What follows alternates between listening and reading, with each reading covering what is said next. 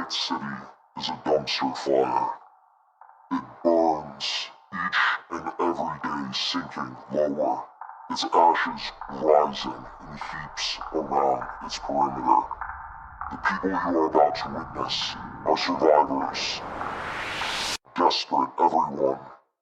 This is their story. Welcome back to the dark future.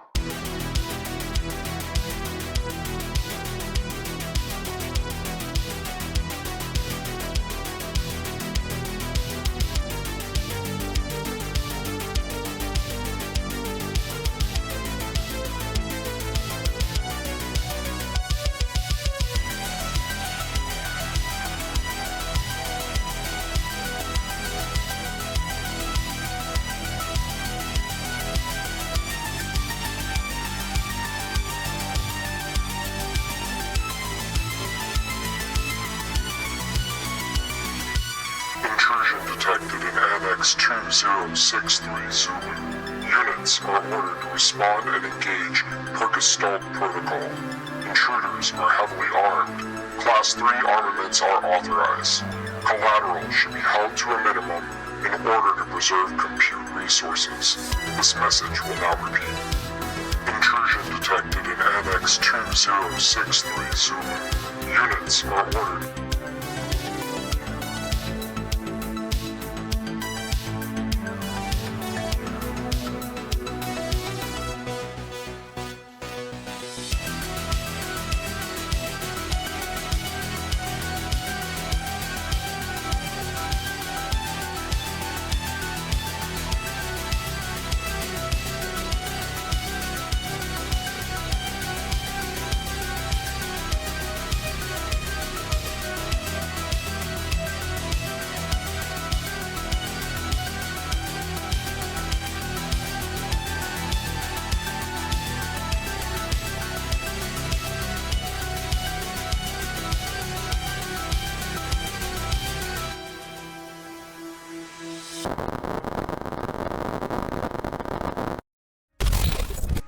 Oh boy, everybody, welcome back. It's Monday night before I leave for Origins, because after I leave for Origins, we're off for a couple weeks. But tonight, we are here. It is Neon Inferno time. Welcome back, everybody.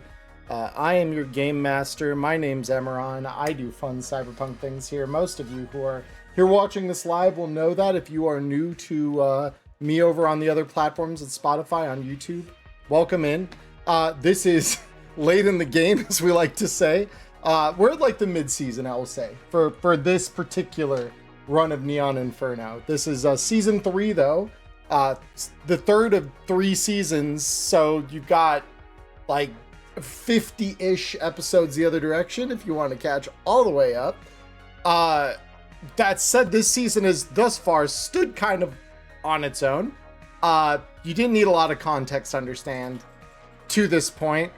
That might be about to change ever so slightly, but you're all gonna see what I mean by that by the end of the night tonight. So of course, joining as always, we have Robert, we got Ghost, we got Nyla, and joining us as a special guest, my secret confidant, whom I have shared quite a bit about the plot up to this point in the season as I planned it.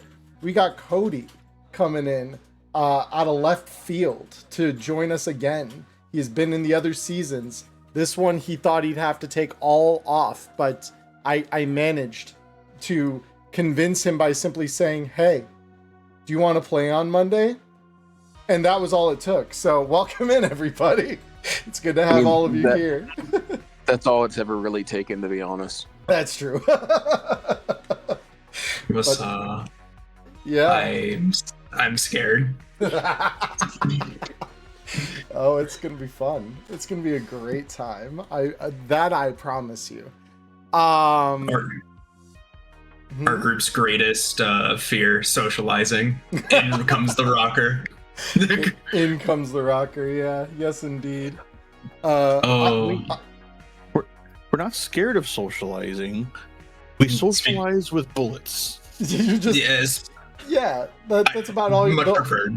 The only socializing that this group is particularly keen at. But yes, hello everybody, welcome in. So let me go ahead and warp us over to our game screen here really quick, so that we can just see the beautiful graphic. All right, everyone. So the opening credits did mention Bill does all of our character art. Exiol's token is the exception. That one I will very much fess up. On this channel, we do use the slimmest margin of AI for character token art sometimes. But to be fair, Exiol's looks quite good for being an AI, bit of AI. I also made this like 2.5 years ago almost. This is also true. This season has been in the works for a really long time. Like, I don't know if I've ever properly expressed or explained, but I think people who've been with the channel long enough probably know. This is definitely been a work for. I think I had this title art that you see on this screen here done. No, it's a little over a full year before we ever started running this season. So yeah, it's been a lot. It's been a lot. But yes, we are here, everybody. So just for everyone's edification, so that everyone's on the same page, audience, players included, briefest of recaps. You guys have found yourselves in what appears to be some kind of, you're not sure, I think at this point, I wouldn't be sure if performance space, bunker, or liminal backrooms-ish space would be the better descriptor. Among those three, you could probably take any of them, and all would be technically correct, I think, on some level. You guys have found your way, two of you have found your way through some absolute hell. Nearly killed by Darfur, survived because of the help of some friends, with a capital F, which this group has taken to disliking deeply as a term. So we have some capital F friends that have saved you. You guys managed to, once you were back to health, and reconvened with new members in their individual kind of missions and motives within the city, you have found your way down into a chase for a Maelstrom ganger by the name of Ratchet, who has had some interesting things to say about his personal capabilities. The man believes he can teleport. The man has been leading you out on a little bit of a goose chase. He left behind a little cookbook with all kinds of drugs in it, left behind some evidence at the scene that you took, you analyzed. Didn't make a ton of sense. There were some hallucinogens in that thing. For some reason, Scrappy decided licking it was probably a good idea. Because as all great scientists will tell you, licking the science is definitely safe. So he licked the science. Or rather, Scrappy, she licked the science. So at the end of the day, science got licked, hallucinations were had. What they meant has yet to be fully determined, but the bottom line is base reality ain't parsing the way that it should. And not just for Scrappy, but for the others here as well. There was a very low level revelation of the bulletin board, which contained Exiol's lovely face, as we now know, have been seen by this group in the city. All three of them have noticed that face staring back at them saying they need friends. Of course, they didn't like that, but they learned in the last day or so in the game that those billboards weren't just seen by everybody. It was very much a them thing, by the looks of it now. And as they have followed a mysterious set of instructions given by an announcer on Night City Hot Flash, one of the talk radio shows in the city, they have found their way down into this weirdly liminal space that seems to be identical to one they were in only weeks earlier. And now they are here, staring across the room, face to face, with the man whose face they've seen on billboards and several of these other people that they have come to know as friends in the proper verb way. It's not in the in the proper noun kind of way. They are the friends. Oh, don't worry, I'll make it a verb. I know you will. That's why you're here this week, Cody. I am painfully aware that you're going to make it a verb. So as we get into things here, the first thing that I want to ask everybody, are there IP which needs spending this week for anyone else that isn't Exil? I think I'm good. Okay. I'm broken chilling. Broken chilling. Same. Scrappy is nice and scrappy today. Beautiful. So no. Nothing for me. Okay. So as we lean into the game then, gentlemen, we begin with this staring down face to face with this group that has... You're not sure if the right word is stalked or simply taken interest. Because at the end of the day, regardless of the cryptic directions, you walked in here today. It's not like they told you to come here. Not so directly. But here you are, here they are. And as Un looks across at the three of you standing next to the man from the billboards, and just says, now, I know you all must have questions. As he's speaking, I'm already just kind of looking past him, just kind of unsheathing the bow. Just like pulling it off my shoulder and kind of readying it in hand. Not like knocking and raising yet, but like... But just like getting ready. Yeah. Yeah, these have been kind of shadow players the entire time. If it was something straight up, they would have come straight up. Mm-hmm. All right. Fair enough. From the last session, I'm going to choose to shut my mouth. However, what I will do is I will stance the fuck up, and I would like to tactical oversight for whatever Tomo is about to do. I am 100% here for that. Yeah, you're taking that military level of preparedness here. That'll work. Yeah, that gets you guys. So everyone who takes an action next, because we are out of combat, I will let this stand for the tactical oversight to be used on whatever next action that you want to take here.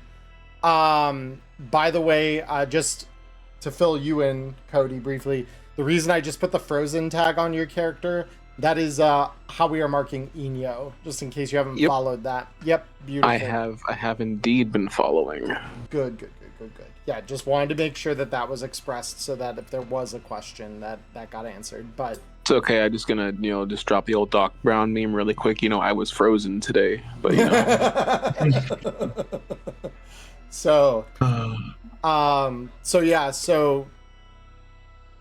you kind of stance up in your way here, Whiskey, just kind of keeping an eye on things, getting ready for the first gun to get drawn, the first thing to kind of fall apart here.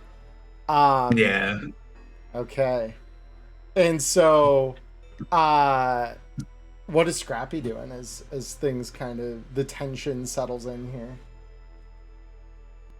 So Scrappy is sitting there trying to ponder why this man that goes by the name of Exiel was able to have a billboard built, shown, and then removed within an estimated time of 2 hours. Mm-hmm. Knowing that is a completely irrational thought.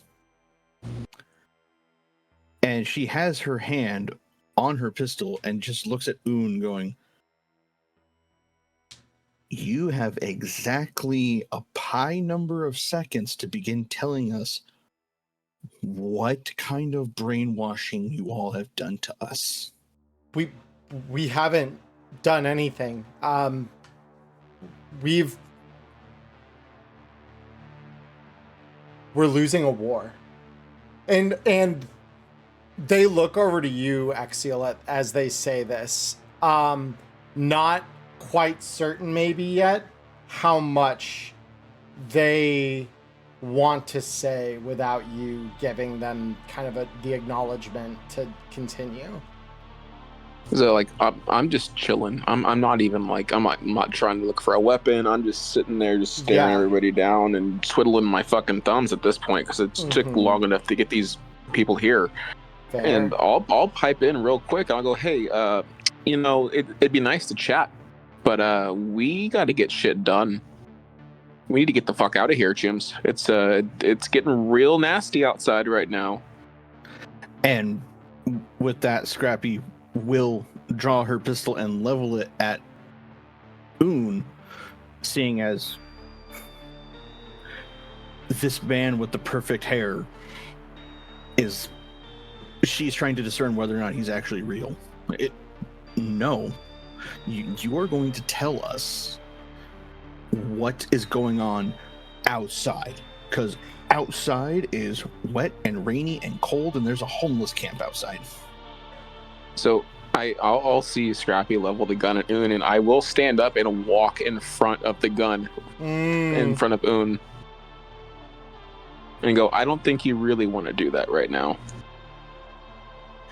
Well, with the amount of friends we've met along the way, I have roughly about 8 friends in this gun that really want to meet whoever can't give me a straight answer. And how well do you? I was gonna say, how well do you know those 8 friends? Well enough to know that at this range, I can probably get one off, and then I get flatlined. Sounds like a bad idea, then, doesn't it? By the way, Un, you can go ahead and let them in a little bit. I mean, we do have to get them at least to agree with us on some terms here, right? Yeah. So, I need you all to understand that this course of action was not decided upon lightly, and that if there was any other way, we would have found another way. Outside is a different time. It's not the 2060s anymore. Outside of this, it's the year 2075. And for all of the pain that you've seen in here, for all of the people that have come and hurt you, the same people that I rescued you two from in the desert, they still exist. Those people are very real. But most of what you all are living through right now is simulated reality. This isn't real. What is happening out there is Rockland got its way. Rockland decided it was time to have that Gestalt future they've always wanted. Humanity united under a single banner, their minds intertwined, capable of doing great things. Of course, not all of us agree with that. The people gathered in this room are truly friends. We don't want to become a single consciousness, but we do want to resist it. Right now, as with everyone else plugged into the server annex where you guys currently are, in cryopods, your minds are being used to fuel this Gestalt consciousness. Part of it. You're very small cogs in the machine. But your minds are among the few remaining that we think stand a chance of waking up and not having it end horribly. And he says those last few words with some clear reservation, but there's like an urgency to everything that they're saying to you right now. So what the boss here is saying is right. We need to get out. Time slows down in the simulation here, but the reality is that by the time tonight is over, the room we're all really in, the ones where your real bodies and ours are plugged in, that's getting breached by the same fuckers that flatlined your friends out on the highway. Those are very real. I'm gonna look over to Tomo and to Scrappy and just say, so you two actually buying this, or like, was it? Let me, and I would like to roll concentration for Scrappy to keep her cool, because this is like super advanced tech that she only ever heard of out in Arizona. I mean, she may not even have been fully aware of it outside of like, this was like for the last 20 years in your mind, at least, you know, since the early 2040s, Rockland and their company president have been like really leaning into, I mean, it's the same way if we were to analogize it to something in reality. It's like the promise of we are going to colonize Mars. It sounds like a very empty, fanciful, long-term ideal that has no realistic chance of happening right now in the here and now. But maybe one day. What Un is proposing to you, though, is that the one day has come and that you guys are just here. Yeah, the concentration check is representing trying to parse that and feel through her memory of like, were they talking about brain dance stuff or were they talking about this? Yeah, this go is ahead. what she is. This is what she associates. Yeah. Nope, not Remember that. your +1. Yeah, you will get a +1 on that check. So 14. Yeah, so as you try to like think and focus on it almost feels like a scab in your mind now that you like, I need to pick at that, right? Because something now there, and you're not sure if it's the kind of remaining slight dose maybe of that drug in your system, or if it's something that truly exists there. But there is a nagging at the back of your mind that really feels the vague edge of the memory that Un is not lying to you here. You remember something about your family your nomad family back in Arizona. You remember bright lights, a loud crash, and that is kind of the edge of that memory, but it feels like there's something in there that makes everything else that's come afterward feel off, wrong, like almost synthetic a little bit.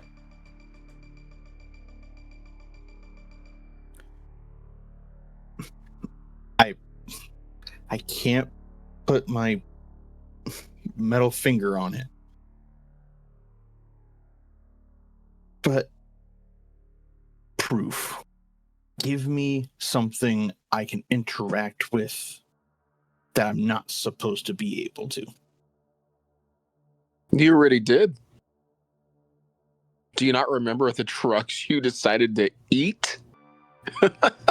Come on. I could interact with those. Give me a piece of a tech, a program, something. Un looks over at there's a man that's standing where Un is kind of on Exial's right. This other man is standing on his left, having like dark hair with like a red highlight kind of cut through it, monitoring something behind his eyes. He's got that kind of vacant look, the eyes of a neuroport clearly, glowing while he's investigating something. And Un looks over and says, Wireshark, come on, you can give him evidence. And so as he takes that moment, glances over to Un and says, okay, and looks at all of you, says, the situation out there is deteriorating, but if you need evidence, here's your fucking evidence. And he throws into the three of you, or rather the two of you who have neuroports would get this immediately in your vision. And Scrappy, for you, it shows up on your agent. A link that looks as though it connects to some kind, just judging from the link itself, of some kind of underground or backwater server repeater of some kind. But in that link, do you guys choose to open that?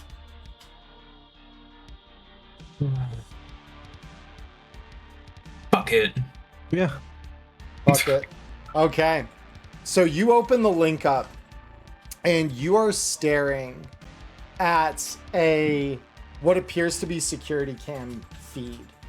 And sure enough, the date and timestamp that is present in the corner of the footage, 2075, 9/15. So September 15th of 2075, with a second hand that is moving at about the 10th of its normal speed. It's about 11 o'clock at night, like 11:10, and that second hand creeping up 13 seconds, 14 seconds. And in the image, you can see a bank with cryo pumps or something very similar, with a rack of people. And off in the corner, you can even see one where it looks more compact. You see just human brains stacked in rows. And a group of people gathered over the group of you behind the glass.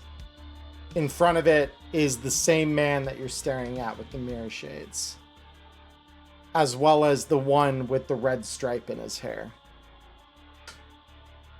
Both of them seeming to be plugged into the architecture here.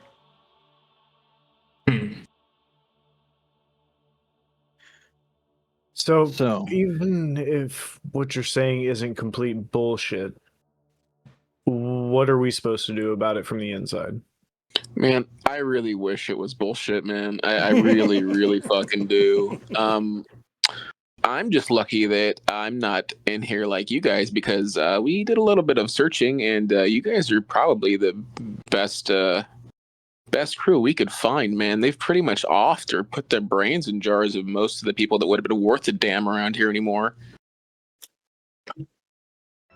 So you're not plugged in right now. You wanna tell them how we got it to work? And Wireshark just kind of gives you this look and just says, let's just say, even in the future, there's some hacky ass ways to get your head into a system like this. I didn't approve of them. And he looks very pointedly at Exiel as he says that. But icebreakers will do one hell of a trick under the right guidance. But half my attention is focused on trying to keep ice off the connection here. We're plugged in, but we can't stay this way much longer. The drug, the one that I think you picked up, that one, your friend who took it, we sent it his way as a sort of guinea pig. We need to see if you could get a mind out of the machine. It worked. We confirmed that one last week. So, with that in mind, I think we're ready for you guys to pull from the machine into reality. But I understand. At this point, yeah. I was gonna say at this point, does Scrappy still have her gun leveled at me? It's drooping, but yes, it is it's still just pointed in that direction. Yeah. I'm going to just slowly walk forward and attempt to put my hand on top of the gun to lower it. You're gonna Michael Jackson the fucking gun. You've ever seen the video of Michael Jackson with the guy and the guy with the gun, and he's just like lowering it in his hand? Yeah. Sorry. But yeah, no, that's my action right now. Yeah. Fair What enough. the three of you are talking about is something groundbreaking. There's no. I would like to roll electronic security tech to see if I can understand. If there's any even hope of it, yeah. I mean, go. You can roll it with your field expertise if you want. Yeah. But all I have is social skills. Yeah, I know. This is why you have the tech, right? 20. All right. So this is by and large not your biggest field of expertise, Scrappy. But if theoretically, because there was one of the members of your clan, guy who went by the name Vulture, literally was the kind of net runner who would just hijack any old bit of scrap, take whatever data that he could off of it, sell it if it was any kind of valuable, salvage it if it wasn't. And usually you would kind of help Vulture with taking that sort of approach to things.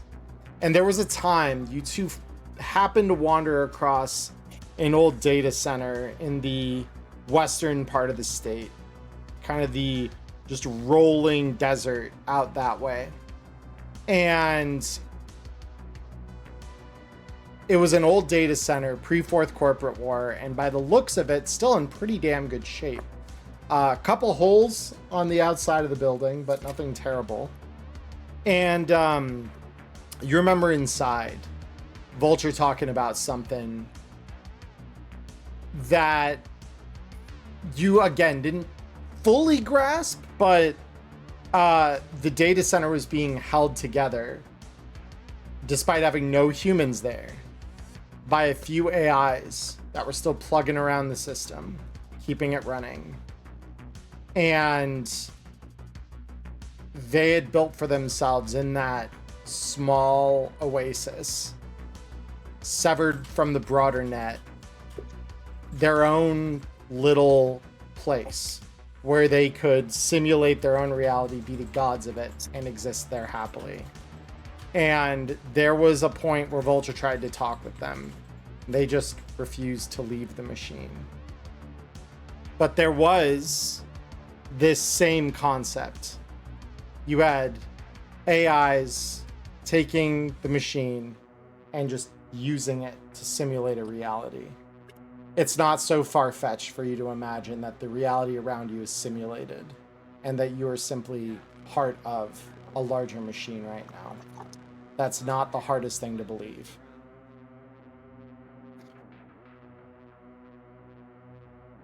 So, imagining that this is actually happening, it's something maybe like a 3% chance that we're not just crazy.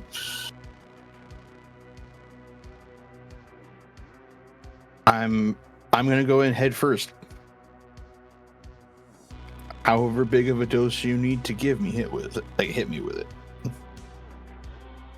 All right, then. I guess we got one of you on board. Let's give him some real proof, huh, guys? You got it. And so, Wire Shark hands it's almost identical to the one that you found in Ratchet's apartment. Hands a air hypo over to Un, who brings it over to you, Scrappy. Says,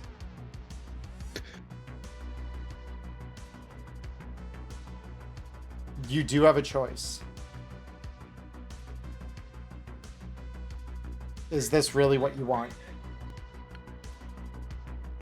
Well, I told you to fucking hit me with it and I'll just take it and... Yeah. Just so at this point, Exio's gonna go, ooh, I love a good magic show. Let's see him see her disappear. Yeah, and so the moment that substance hits your skin, there's that first moment where reality almost seems to dissociate from you for a moment. Suddenly, the spinning fans and the loud air cycling of a data center just comes rushing to your senses all at once. And that room you're in, suddenly in your vision, seems to flicker, fade, and then suddenly all you can feel is the touch of cold ice on your skin. And Whiskey, Tomo, you literally watch Scrappy disappear in front of you. Not gonna lie, that is a pretty good magic trick. I will happily take whatever juice you're offering. Hell yeah, brother. You should have. I was about to say, why did you should have led with drugs, dude? That you could have had me on board so much faster. Noted for the next time we have to do this, if any, huh? Right? You know? Yeah. I'm nothing if not a simple creature. Hit me with the baby. Make sure to write that down, please. Yeah, and they immediately pull up a small terminal in front of them. The premise gone. Like, they're not even trying to, like, play with the simulated reality anymore. They are literally just pulling up a terminal at this point. Entering in. While you're doing that, you should show these two before they get out of here what else we could do. You know, the doubles. And yeah, Un looks back and just says, all right. And suddenly, not only do you see the room just begin to expand, almost in this sort of kaleidoscopic, higher dimensionality kind of way. Think Interstellar, the 5-dimensional space from that. You got a pretty good idea of what you're kind of seeing.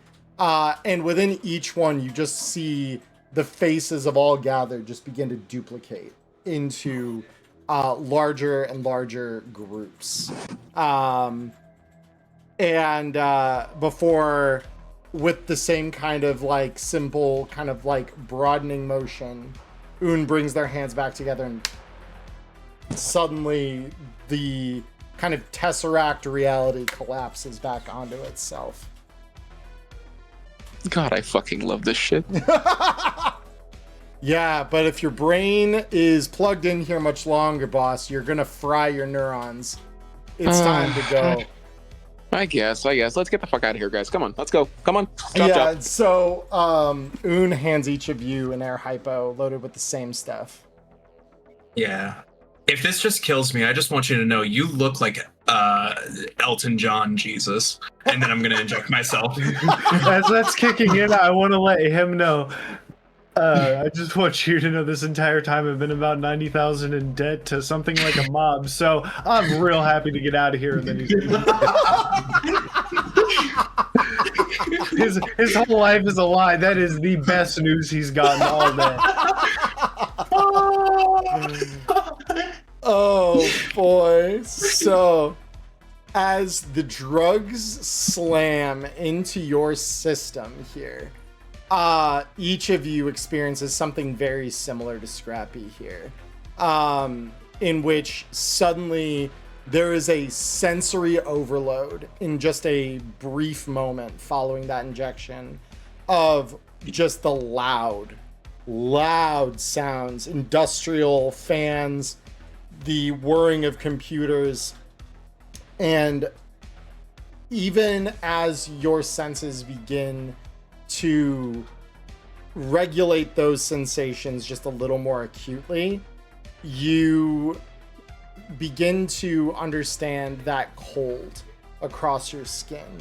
And so as you come to, you can hear the hiss of something releasing, some gas cycling all around you, and that chill begins to roll back. On the other side of the glass here, the netrunner who was with you in the architecture first leans over to Exiel, tapping at some keys on what appears to be almost like a small laptop or tablet sitting in his lap, types those in before coming over and pulling several handles, after which you begin to hear the sound of an alarm begin to ring out around you. And I just realized I did not have my alarm set real quick, so let me go ahead and just grab this real quick. Do I not have? Am I bad? I thought I had it. Oh no, I know. I know. Am I just... Yeah, I'm just stupid. We're waiting on that 8-bit. I really hope not. It would be funny, I will admit that, but I really, really hope not. Let's see. Yeah, he gets out, finds out the debt was real and spit a creams for what, 10 years? Yeah, so let me, all right. So, as you come out, you can see and begin to hear underneath all the whirring the sound of an alarm going off on repeat. So with that said, let me real quick. I need that to stay looping. There we go. All right. Beautiful. So underneath all of that, let me get us some atmosphere going here. So I was gonna say, as we're all getting up, and I'm starting to come back from being plugged in, I'm gonna let a little bit of vomit sort of spit out my mouth and go, you know what? Yeah. I don't know how the hell you wireheads do this bullshit. Well, normally we have better gear than a fucking decades-old icebreaker, so there is that. Speaking of gear, as I wake up Kintomo, because assuming he still has his Chrome, he wants to do like a diagnostic readout to see if his gimbal is still in and he still has the full like neural kit. Yeah, Because so this is like the real world. yeah, so give me 3 seconds. I'm just gonna hide the screen from the audience really quick because I need to pull something up. So as you begin to run your diagnostics, the moment that Wireshark comes over and opens up the case, which I will pull you all over into server annex 2063 Zulu, and reveal this for the audience so that we can all see what we're doing. I was just saying in the Friday game, this is my favorite map. No fucking shot. You used the same map. Yeah, I did. Oh, Let's I go. did. This is some nostalgic shit You right here. remember what fight happened here? Oh yeah. Oh, I've yeah. never seen this map. You've never seen this map. This is a season 1 map. This is. Oh. It's been a while. This is for Cody and for Ghost. This is memory lane a little bit. For me too. I Like, still remember pulling how this that one fight out. started. This is where the fight happened that started the meme of I rush in head first as the melee guy, get something broken, and instantly run back to my med tech. Mm-hmm. So true. So as you come out, begin running your diagnostics on yourself, your chrome is still there, mercifully. And Wireshark, glancing back at you, Axial, just to make sure you're okay, suddenly calls out over the din of the industrial, "Lockjaw, get us our friends their hardware." All right. I guess I'll share. Oh boy. And now this is where we get to meet Robert's new old character. This is Lockjaw, everybody. I remember Lockjaw. Lockjaw's a great guy. We love Lockjaw. So Lockjaw was one of the first characters I ever met Yes. in Cyberpunk, period. yes, he was. So yeah, let me just make sure here. Robert, there you go. You are owner of Lockjaw. Good. So, do you want me to remove your ownership of Scrappy at this point in the game? Treat her as an NPC from this point onward? For the easement of action economy and me having to talk to myself potentially. Yes. Yeah. So as Scrappy kind of comes to, she more or less stumbles against the rack behind her, and Wireshark just kind of, fuck, I told you this could happen, and he runs over and administers something out of an air hypo to her. She's stable at least, so there's that. But not looking so good. Green behind the gills is an understatement.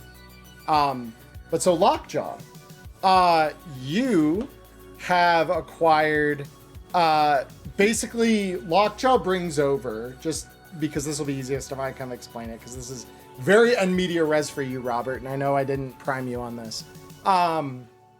Lockjaw walks over with 3 large evidence bags full of gear that looks very, very similar to what you guys had in what you now understand to be the simulated 2060s. So that gets kind of dropped in front of you, and Wireshark just looks back and just says, "Move quick. Un can only hold them off for so long." Oh, baby. Hello, beautiful, as I look at my sheriff. Yeah. This little Western pea shooter, and shows off the big gulp. Just You compensating for something there, or? Nah, bud. Lockjaw does everything big. Yes, including hugs, holsters, and I pick up 2 of you as I'm oversized and my arms are about down to my knees just because of how big they are. He's literally got, I think you got Neo-Soviet arms, right? No, you got They would be gorilla arms. Neo-So- That's right. Yeah. Yeah, they were originally Neo-Soviet, but no, now they're just straight up gorilla arms. They're just, gorilla cyber arms. Just, yeah. Big All enough. right. You know, today is not the day for questioning things. right. So No, it never is. I always answer it with bullets. I think that's the smartest choice, big guy. You said Un was outside? Un is Yes. kind of in and around with us right now. Un, you there? And you see on one of the monitors Un's face appear. Yeah, so I don't really have you know. I kind of... There was a runner a couple years back for you guys, a couple years back, like 30 years ago, freed a bunch of people, black wall bullshit, AIs. I'm an AI. It's fine. I'm not going to explain much more than that. Bottom line is, you've got 3 units of Darfur coming your way. They're going to make contact inside of, and then from the other side of the room, you hear a boom, boom. Well, that would be them right about now. So, with that, gentlemen, the time has come. I'm going to remove Scrappy out of the initiative here. Wait, I need to toggle all of you and then just toggle Scrappy off. And so have So- I was literally thinking the same thing. Every time I can't. I've decided that I can't go without saying it anymore. I'm just gonna throw it out there. I've been wanting revenge against these fuckers for, I guess, 30 years. I guess we're going with that. 2 weeks, 12 years. What the fuck's the difference at this point, Yeah. right? And time is a flat circle as far as I'm concerned. I don't know. Whoever these guys are, they're the ones who put me in a fucking ice box and put me through all that shit. Anyways, I'm kind of out for blood. I don't mind getting a few bodies on the way out. Yeah. Because Charlie, remind me, up to what year is technically canon from the real world in the cyberpunk universe? The breaking happens at 1990. So anything pre-90, you're chilling. It's canonical. So Exile's gonna look at them after they said that shit and go, "Good, let the hate flow through you." Just obscure 100-year-old memes. You'll love to see Yeah, it. I mean that's basically all I am, just 80s music and memes. So Wait. So we're like 80. Oh, God. hey, you look great. You look great for Yes. 80. It's okay. Yes. Thanks. You meatbags are roughly about 85 to 90 years old. So I mean, make sure you don't creak. I think because what was Tomo? What were Tomo's and Whiskey's ages in the simulation? Like, oh, God, it must be, I think, late 30s, early 30s for Whiskey, because that would make sense for the timeline. So you're maybe pushing 50 now, which honestly, when you live your life in a cryovat like that, the age really doesn't show all that much. It slows your metabolism way the fuck down. So you actually don't look that old compared to what you were in the simulation. Like looking in the glass, there's like maybe like a wrinkle or two here or there when you look really closely, but like not really anything crazy. It's not like you've like become a wrinkled mass while in the machine. I've aged like an ice cube. Well, then don't go melting on me, huh? Then Tomo hopefully would have been like mid to late 20s. Yeah, so Tomo, even you'd be in your early 40s at this point, but you honestly, again, you wouldn't really look like you'd aged all that much. There's like maybe, especially as you're thawing out, there's definitely a little bit of that stiffness. There's a point of like, oh shit, like the fighting shape you thought you were in does not hold up quite well in reality here. Like there is that like moment of fatigue, but hearing that thumping on the door very much has you the adrenaline kind of kicks, right? So at this point, no penalties for now. So We got that Assassin's Creed training. We've been training in the anime for an entire lifetime. We got this shit. exactly. Fuck yeah.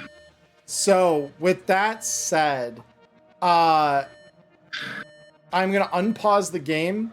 I will let people take any position they want behind this line. Okay. So Um, wherever you want to be behind that line, you are welcome to be. that's where Axial will be. I'm going to actually take because let me see here. So where exactly is Banging Door? It's right here, Banging right? door is on this side of the room. It's right Okay, so- here. Yeah. Oh, okay. We're get you playing this now. from the other direction, Ghost. Yep, I'm the bad guy in this situation. You know what? That works for me. I'll actually come right over here. Behind over here. In This oh, line. sorry. No, you're good. You're Thank good. you. Yeah, I had to get rid of it for half a second just because I was pinging stuff. You're vibing. So, Wireshark's gonna stay back here with Scrappy, kind of keeping an eye on her. Oh, hey Tomo. Why You still going have right tech. there? Because angles, because they're gonna flood in the door, and I'm gonna peek from this, and that's like my DV. Oh yeah, that's right, the line. Behind the line. Yeah. Because it's not gonna. There's not gonna be enough time, even with enhanced speed and stuff, to like move further than that. That's the main reason I'm making that restriction. Oh no, you're good. I just didn't notice the line. Yeah. No, I keep having to remove it because I'm moving the board around. So, all right. So, gents, with one final, you suddenly hear the crashing inward of a door, and in marches a crew of troops. So let us begin initiative, shall we? So before I roll my initiative, I need to allocate my Yes, combat awareness. you do. Yes, if you'd like to do that, you can do that now. Oh, we have 3 solos. Oh, oh baby. So let's see. It's all 4 for fumble recovery. It's 1.2 initiative for each initiative reaction. Correct. It's and 2 to 1 for damage deflection, 1 to 1 for spot weakness, and 3 to 1 for precision attack. Yeah, I think we're gonna do the tried and true lockjaw thing of put 2 there and put 2 there. Okay. So I got +2 to initiative and spot weakness, I believe, is +1 to hit, right? Spot weakness is +1 to damage. Okay, I had that flip flop with Yeah. precision, I guess. Yeah, precision attack is the +1 to your attack check, but it's 3 to 1. That's why that one's 3 to 1. The other one's only 1 to 1. Hell yeah, Lockjaw's quick. We love to see it. All right, time to roll up some NPCs. Let's go.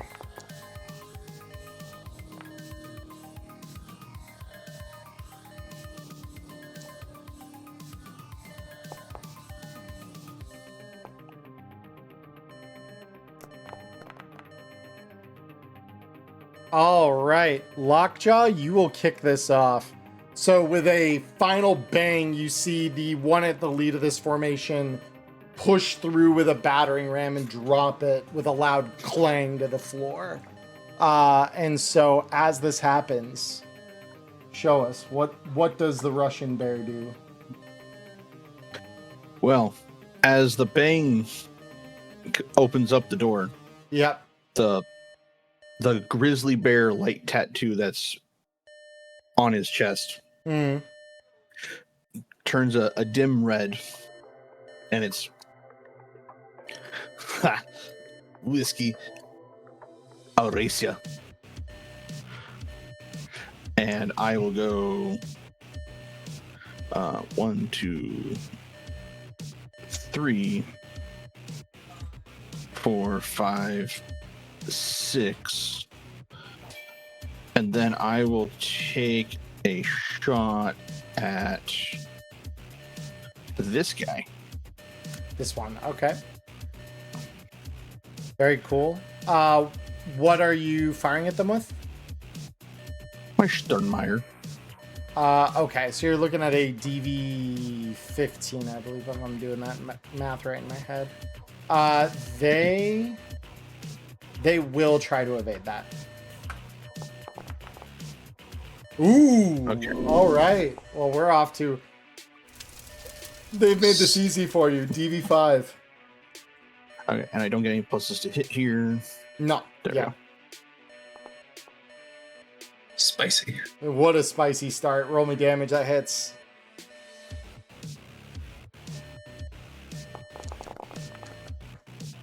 All right. Yeah, we are off to the races. Let's go. All right. So, is that your full turn then? I will use my last bit of move to go there. Sick. Yeah, just tuck in between. Whiskey, you're up. All right. So, can I jump on top of these servers? You could climb up for 2 of your move. So if you want to spend 2 move to get on top, absolutely. That's totally chill. Yeah. And then could I hop across? So it's 1/4 of your total movement that you can use for jumping. So that's let's see. So that's 2 up. So 1/4 is 1. So without a running start, you cannot get across that, unfortunately. Not in the same action. Yeah. That's fine. Yeah. Well, wait a minute. I could just run across. You can do that, yeah. Yeah. Okay. Well, that leaves me. I'm going to activate Wu Technique. Okay. Hell yeah, let's see it. We're off to the races. Let's go. Yep, Wu Technique active. All right, you're on, comrade. Time to Wu Technique with the AP ammo in my sheriff. Hell yeah. Oh, you love to see it. My God. Okay, yeah, let's see what the evasion on this guy is. Oh, a worthy challenger, but not enough. Not enough. Roll me damage. You can try. Oh, are you kidding me? Oh, well. All right. That is the lowest. I'm gonna throw you I'm gonna throw you an achievement one for that, Nyla. And I'm just gonna call that achievement the Fool. Roll an inverse tarot 3 or more ones on an attack dealing 3d6 Man, damage. I was feeling myself too with that crit. I'm just like, Yeah. it's, you know what? I just came out of cryo. You did. I yeah. have excuses. You do have excuses, yeah. You know what? This is why we have ROF2. This is indeed why we have ROF2, and that will still hit. So roll me better damage this time. That qualifies as way better damage. Okay. Yeah, so that one. All right. The first one is, yeah, you kind of stumble up a little bit as you're walking along the server rack here. There's that moment of like unsteadiness in your feet that you are kind of quickly acclimating against here. But all the same, you get on top and there's that moment of like, fuck. And it throws your aim off just enough when you go to fire that first shot that it glances off the armor of him. Second one lands much closer where you'd want it to. So with that, we get to the DeForce Skull Scorcher. So let me see here. Your move. Okay. So he's going to move 1, 2, 3, 4, 5, 6. And I need to see a range table here really quick because this guy's got something fun. Where's my... I need to see... expanded range tables. There we go. So machine pistol at that range. Not great. So he is going to simply line a shot up on you, Whiskey, using a Arasaka Neo Rapid Assault 16. So this thing is an auto shotgun. He will be auto firing this at you. So the auto fire DV on this is a 22. Do you want to dodge? Do I want to dodge? I think. Yes. I think I will. Go ahead. Yeah. DV currently 22. Slightly better It's on a 23. Hell yeah. All right. See what he's got here. All right. So that is not enough. So that will miss. And then I just need to deplete some bullets there because I just learned I did not have that set quite right. There we go. Next time. It's cooler. It's cooler if it looks like I'm dodging them. Yeah, no, and it literally is just a as this thing is like tracking you across the top of these server racks here. So yeah, this guy is gonna begin to press in here. Let's see. This guy's gonna move 1, 2, 3, 4. And is going to be looking for lines. So he can't hit you. So you're still his only target here. So he's going to fire single shot assault rifle. So this one is a DV-15 at the current range. Do you want to dodge? Again. Yes. Please, go ahead. Oh my god. Oh. You'll love to see it. You'll love to see it, yeah. Yeah, and that will miss. Holy shit. All right. Beautiful. I still got it. That finally brings us Exiel. You are up. Cool. So remind me again, entering a stance that only counts as your action, not your movement, correct? So entering the Kudo stance, I do believe. We're the same. It does cost the action. It does eat the action, yeah. So yeah, but you can still move. The thing is, once you stance, you can't move more than 2 squares. So that's fine. It's also, just because I was reading over it, it's more than 3, or it's more than 3 squares. So you do have 3 move. You're not full minimum.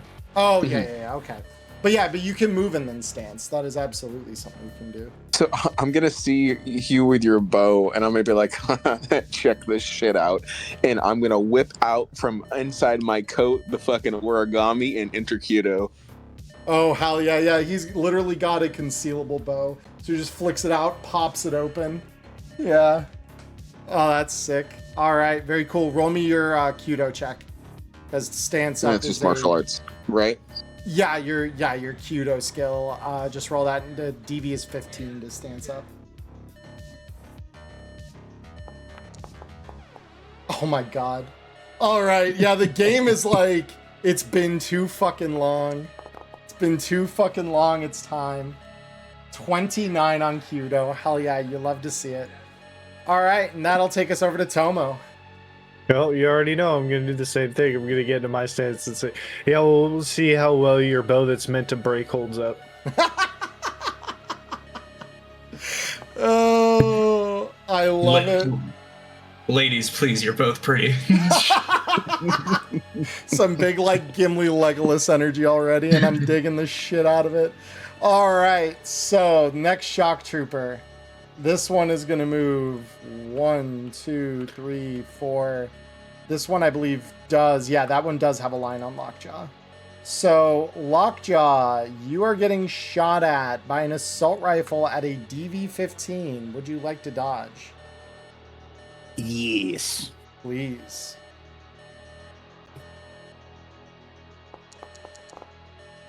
Womp. DV is 17. It did improve the DV, at least, for you. Unfortunately, it is going to hit. So, Let's find out how bad an assault rifle hurts. It hurts a little bit. Not awful, but a little bit. So yeah, you get hit by a pretty direct hit on that assault rifle. The next one is going to move 1, 2, 3, 4. And take an angle on Whiskey. Actually, hold on. Can this guy take an angle on... This guy can take an angle on Exial. So he sees Exial kind of stancing up over there. He's going to take a DB13 shot at Exial. Would you like to evade? Oh, 100%. Oh, one sec. Yeah. And do you mean at Whiskey? No, at Exial. He was originally sighting in Whiskey, and then I was like, wait a minute. No, he actually has a straight sight line to Exial. Because this front balcony is positioned over the server racks. So he can see out over it and target through that. So yeah, 21 is the DB actually. He will hit on a 23. Oof.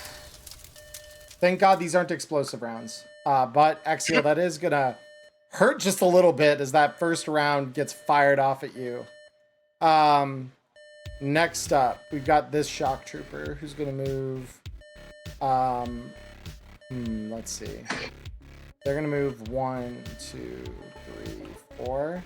So they're gonna start moving into the kind of thick of it here. They're gonna take a shot at Whiskey as well. So this is another DB15 against Whiskey. Show me. We will evade. We evade.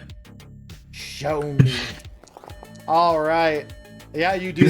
You do in fact evade. All right. So now it's Wireshark. So Wireshark is gonna step out here, seeing the two coming down the hall here, like pretty much directly at him. He is going to jack into one of their heads.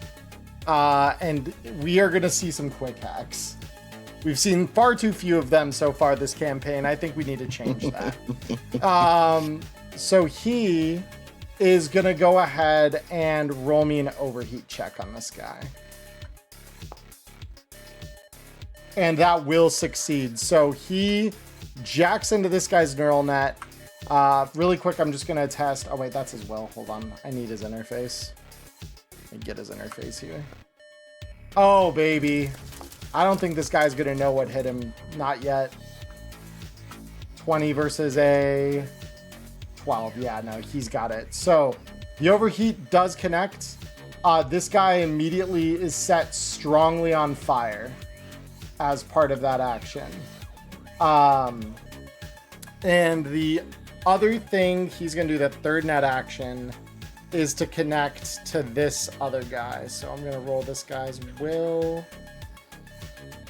Where's your will? Where's your will? There's your will. And then this guy's interface.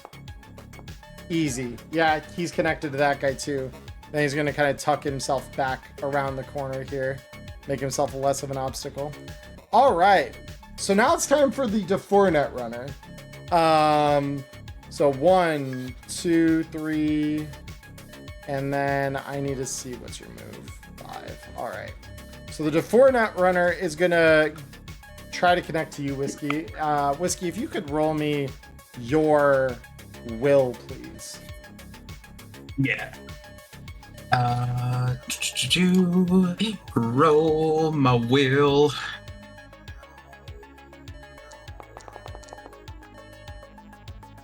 That's a pretty solid will check.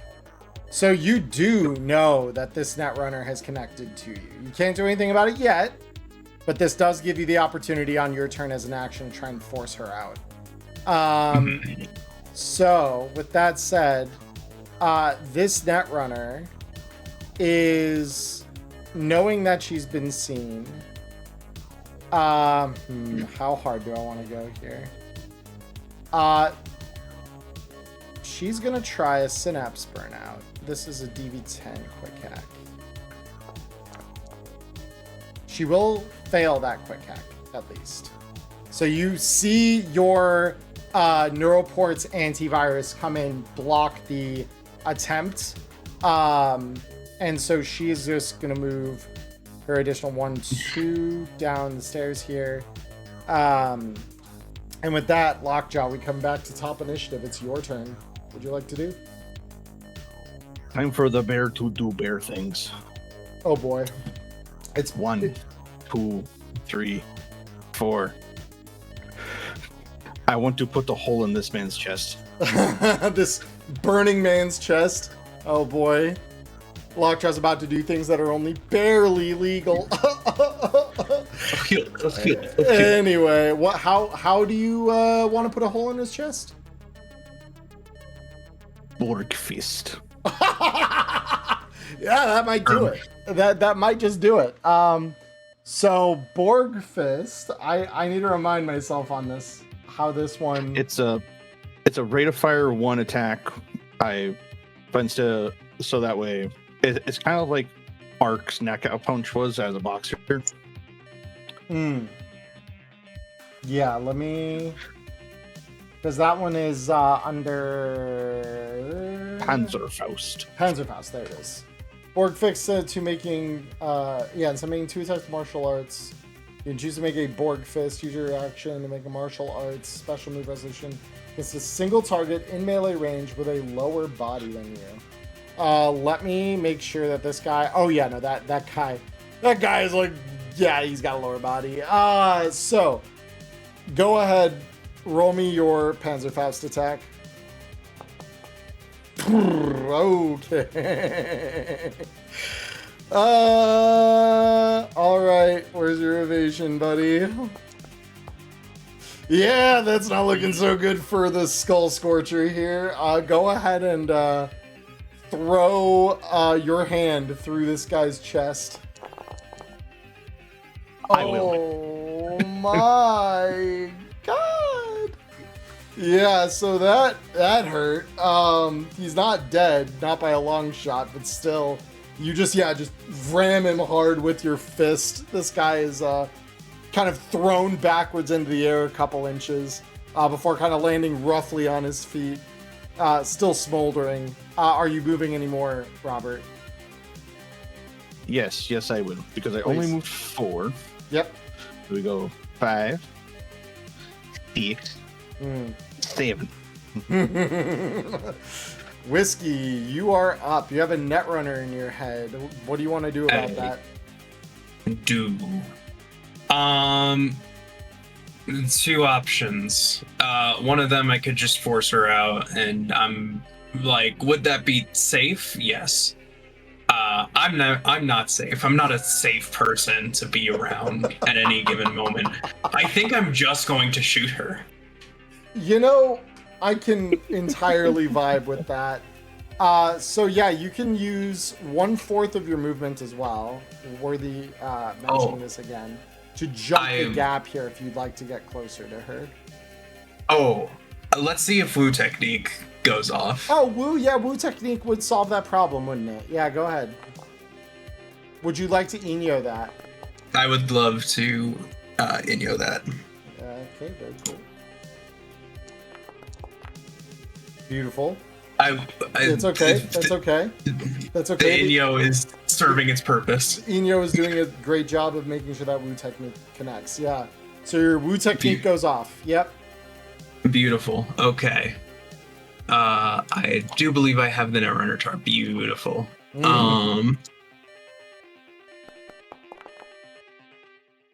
All right. Yeah, that's a pretty solid shot. Let me see. Does this Netrunner cannot dodge bullets. So go ahead. Well, so she. Oh, so she's forced to though. Yeah. Yeah, because it's a martial arts attack.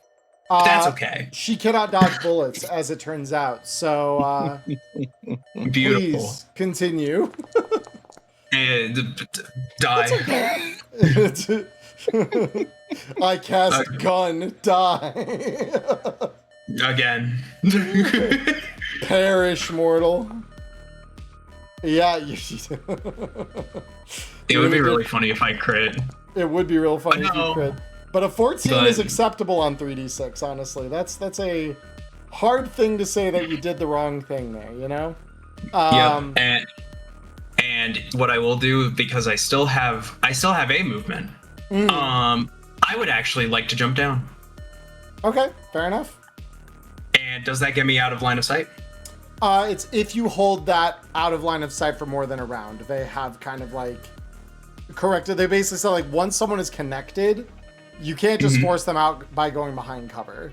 Like that was something that Jay was like, yeah, we never intended it for it to be like cheesed that way. But if they can't reestablish line of sight by the end of their turn, then yeah, the connection will fizzle.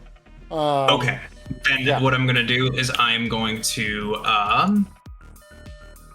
hopping down just a single move. Just a single move, and then I will go right here. Cool. And that'll be it. Sick. All right. Skull Scorcher, who's on fire, ironically.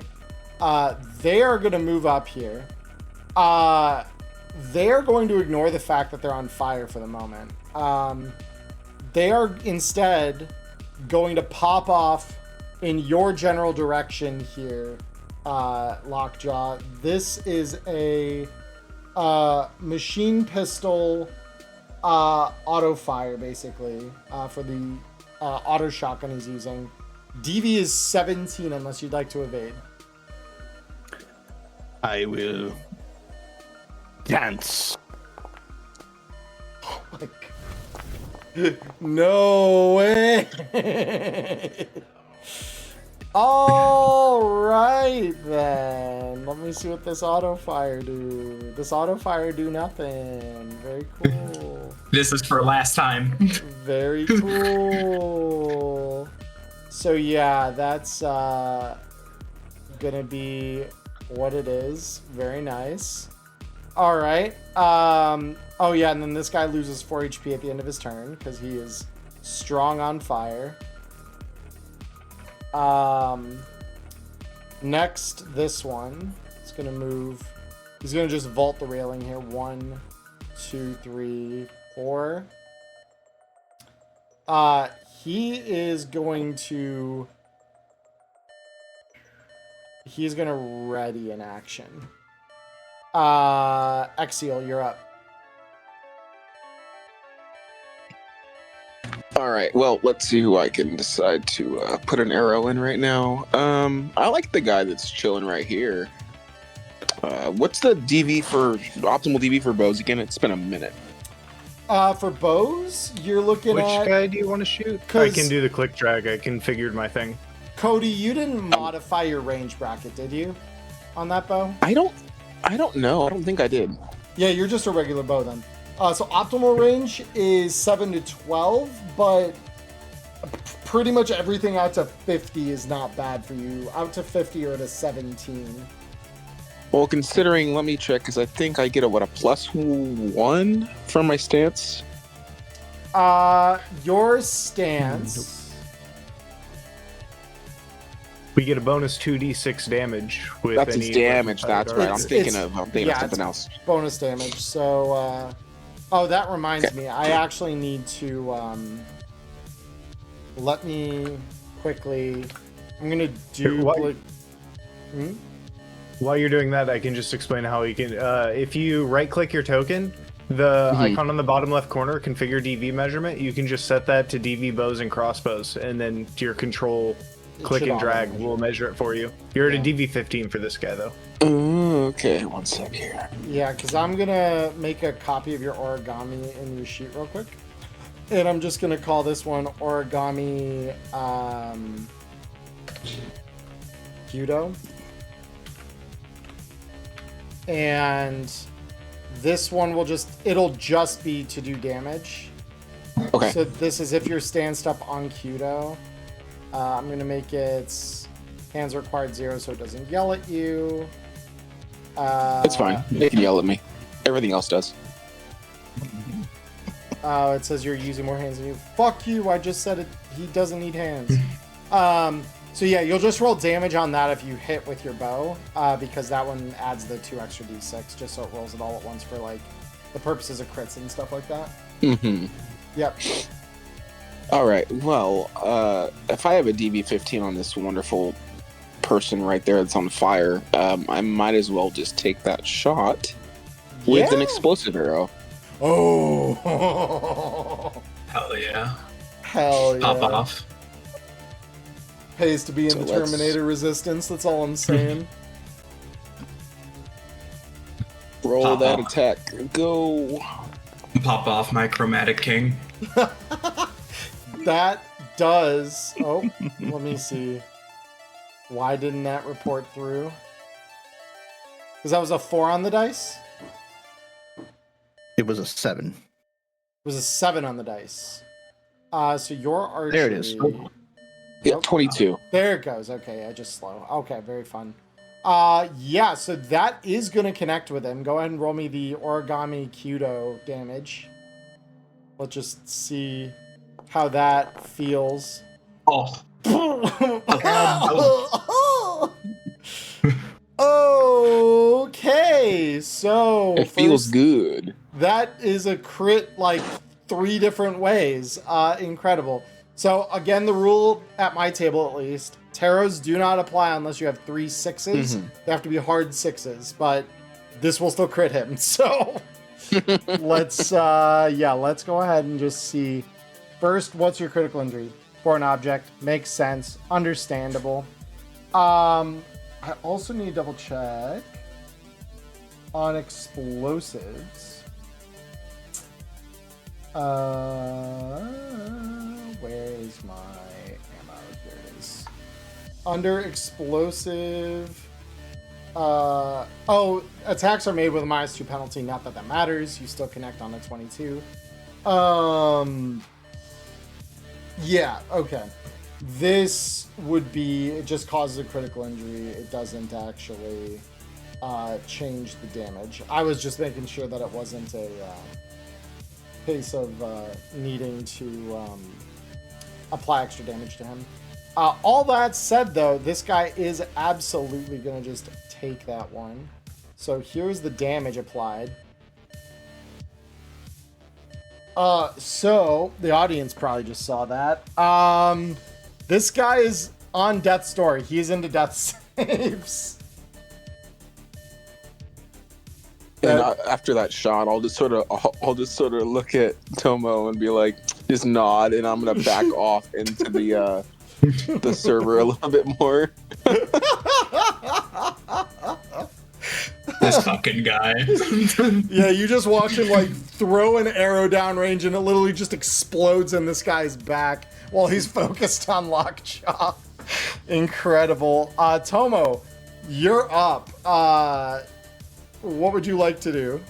I'm gonna nod back 1 step down and peek this corner because I think that gives me a line on the net runner in the back. So Because pause. it's all a DV-17 anyways. Held action. This guy is going to take a shot at you with his held action.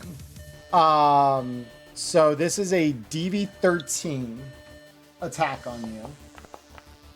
Yeah. Is DV-25 attack on you. It will miss. Okay. Please Glad I did continue. Please continue prescribed action. Yep. Yep. Now it's time for the aimed shot on said netrunner for the head, using all 6 of my deluxe, so that I'm rolling it at no penalty. All right. I'm fucking with it. Let's see it. Gear, fight tab. That's where it was. Let me see. Netrunner What kind of arrow? Cannot evade either, so this is all on DVs. Yep, and I will do an incendiary arrow just so that she'll have to burn her action putting herself out in case she wants to. Valid as hell. If she survives this. That's what we're about to learn, is if she can even survive 66 to the head. This is true. I have a drop down on that now. That's fun. Additional, or no, not additional. 6 goes to luck.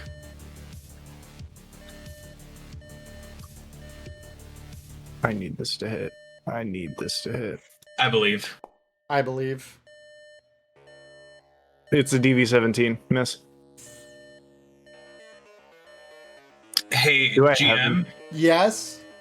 can I sacrifice my achievement point that I got from the inverse crit? You can. I'm giving this to you. Make it count. Please, Tomo, re-roll that attack if you would. Just feel free to roll it on your, because the Tiger Cat doesn't have any like mods or anything, right? Yeah, it doesn't have any. It does. It has the smart gun link and its excellent quality. That's where two of the other plus ones come from. Oh, okay. So then, yeah. So then just roll me your archery with a plus. Well, roll me your archery with the appropriate mods. Because I think it just ends up being a +2, right? Net. Well, net that roll specifically, it's flat. That's the point of the +2 on top of 6 luck.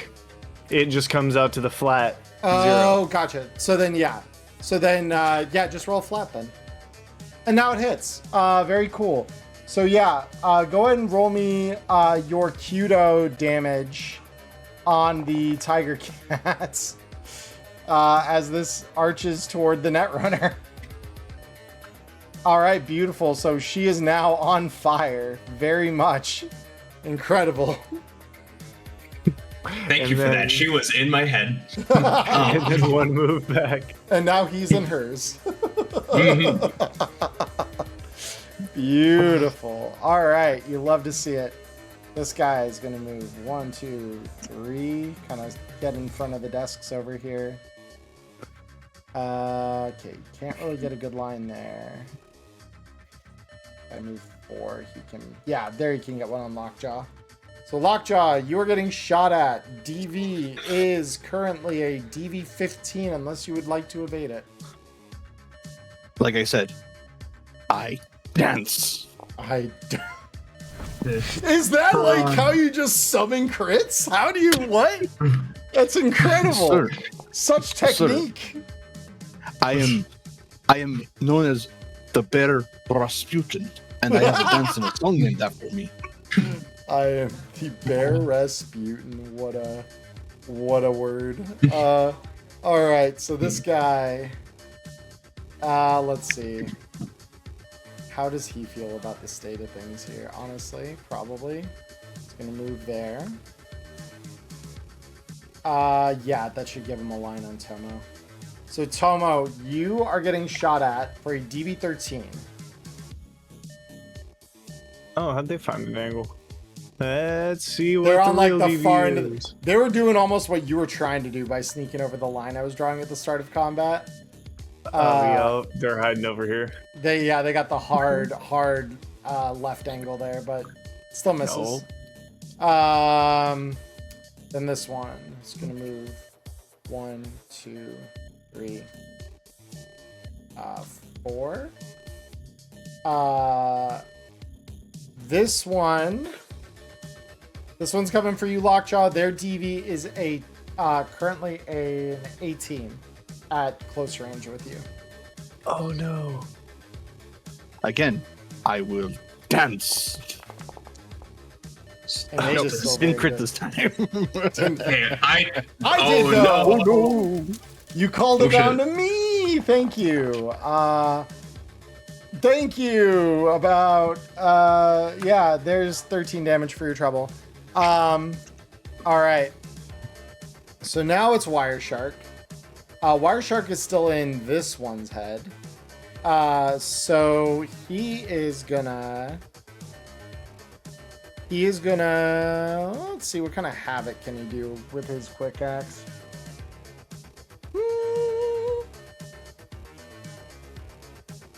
I think he's gonna try and burn out this guy. I love being right about that. Okay, very cool. So Synapse Burnout does 3d6 brain damage. So that's just a raw 10 to that guy. Very cool. Good job. And then let's see.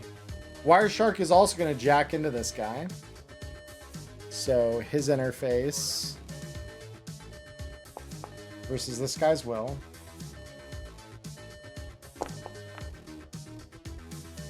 And the guy is not aware that he is in there.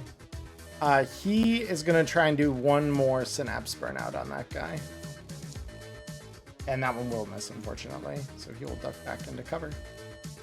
All right. So this D4 Netrunner is going to move 1, 2, 3 and put herself out. She will be disconnecting from your neural net. You are now safe, Whiskey.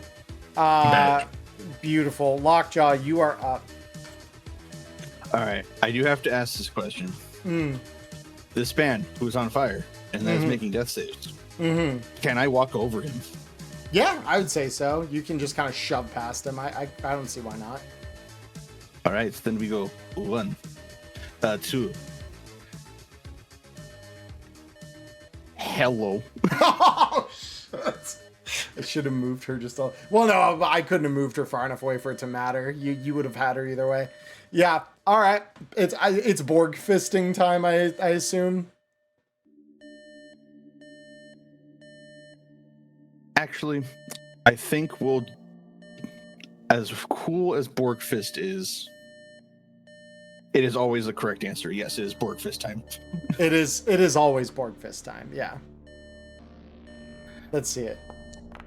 Fisting time is joyous indeed. Would you like to Inyo that?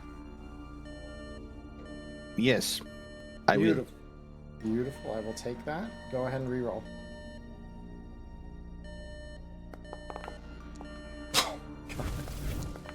And he Oh crits. my god! Into the second one. Okay. My dance was delayed. She's fucked. I think she's fucked. Gentlemen, I think that Netrunner is capital F fucked right now. Please roll me damage. Okay, hold on. There's a chance. She's not fucked this round. She's gonna be fucked in the future here, though. Probably. That is not pleasant. So yeah, that'll connect. You moving from there at all, Lockjaw? Let's see. I moved 1, 2. Excuse me. Pardon me. 3, 4, 5, 6.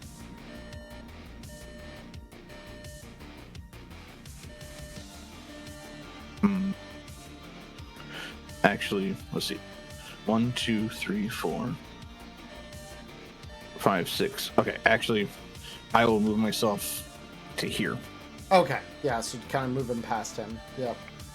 Mm-hmm. Well, because you moved 1, 2, and then 3, 4, 5, 6. 6 would put you here. Even at the I have a shortest move of random. 7. Oh, it's move of 7. Yeah. Okay, I see. Yeah. I get you. You're good. All right, Whiskey, you're up. Bet. Hey, it's me, Future. I'm going to jump up back onto the the server. The vantage point, if you will. Yeah. And I don't need to change targets. I know exactly who I'm going for. She does. I would like to, from your angle, currently have some cover because she's right behind one of these server racks.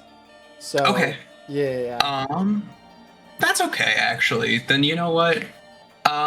She'll die in the future. It's fair. Let's actually. No, I know who I'm gonna go for. Because I'm a sniper with a fucking 9mm. You're one of them hand cannon mains in Destiny. I see you. Yeah. I'm going to go for the guy up here because I remember him shooting Exial. He did, yes. And doing a little bit of bad damage. So I didn't necessarily care for that. I'm gonna re-up boot technique. Yeah, that does it. Bet. Oh, baby. All right. Yeah, let's see what this guy's evasion looks like, but that's looking pretty solid. That'll do it. Go ahead and roll me damage. Come on, show me something good. I mean, That's not bad. that's average. That's not bad. Yeah, we'll take average. Average is never a bad thing. So that's the first Yeah. hit. Second. Oh my god. Holy shit. So It many does. 10s on your guys' side of the board tonight. It's crazy. What the fuck? Yeah, it hits. Roll me damage. Dodge this, you fascist fuck. Oh, you paramilitary piece of shit. Yeah, no, that is two solid connections with that guy.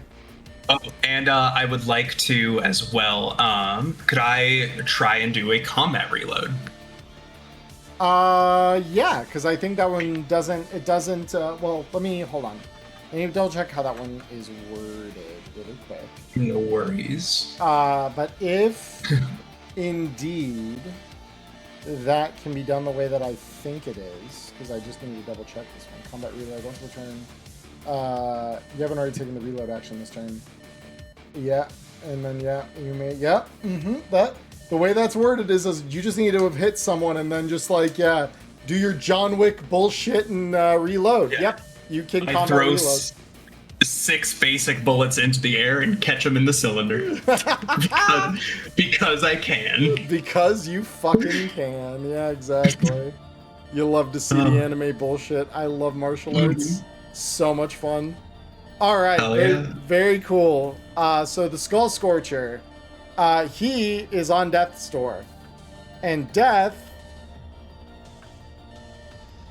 Can I roll the Death save? Oh, it needs me to do it. Are you guys seeing the rolls? Because I'm not. I'm seeing it. Yeah, I saw an 8, a 2, and a 10. Yep. 8, 2, and 10. Interesting. Okay. So the 8 would have been the one that counted, but hold on, let me refresh my end of the game board here because some fucky's going on there, and yeah, it didn't display in chat for me. Yeah, right. That's why I was like, why am I not seeing this? But an 8 would mean that this guy is dead, so I'm just gonna test this really quick. But he's gonna be daddy regard. Yeah, very cool. Very cool. It is cemented in the chat log now. Now we can know that it was real. So yeah, this guy. Oh yeah, let me pull my initiative tracker back up. So that would have been one of the guys that gave you guys utter hell during the convoy, way back when. So that's got to feel a little satisfying to see one of the dudes with the Neo shotgun taken out. Very. So next, it's this shock trooper. Who's gonna move 1, 2, 3, 4. He does have a line on Lockjaw, so Lockjaw, you're gonna get shot at real quick here. This is a DV 16, I believe. Yeah, DV 16, unless you would like to evade. I will not summon it again. I will simply dodge. Valid. All right. This guy says you're gonna get hit.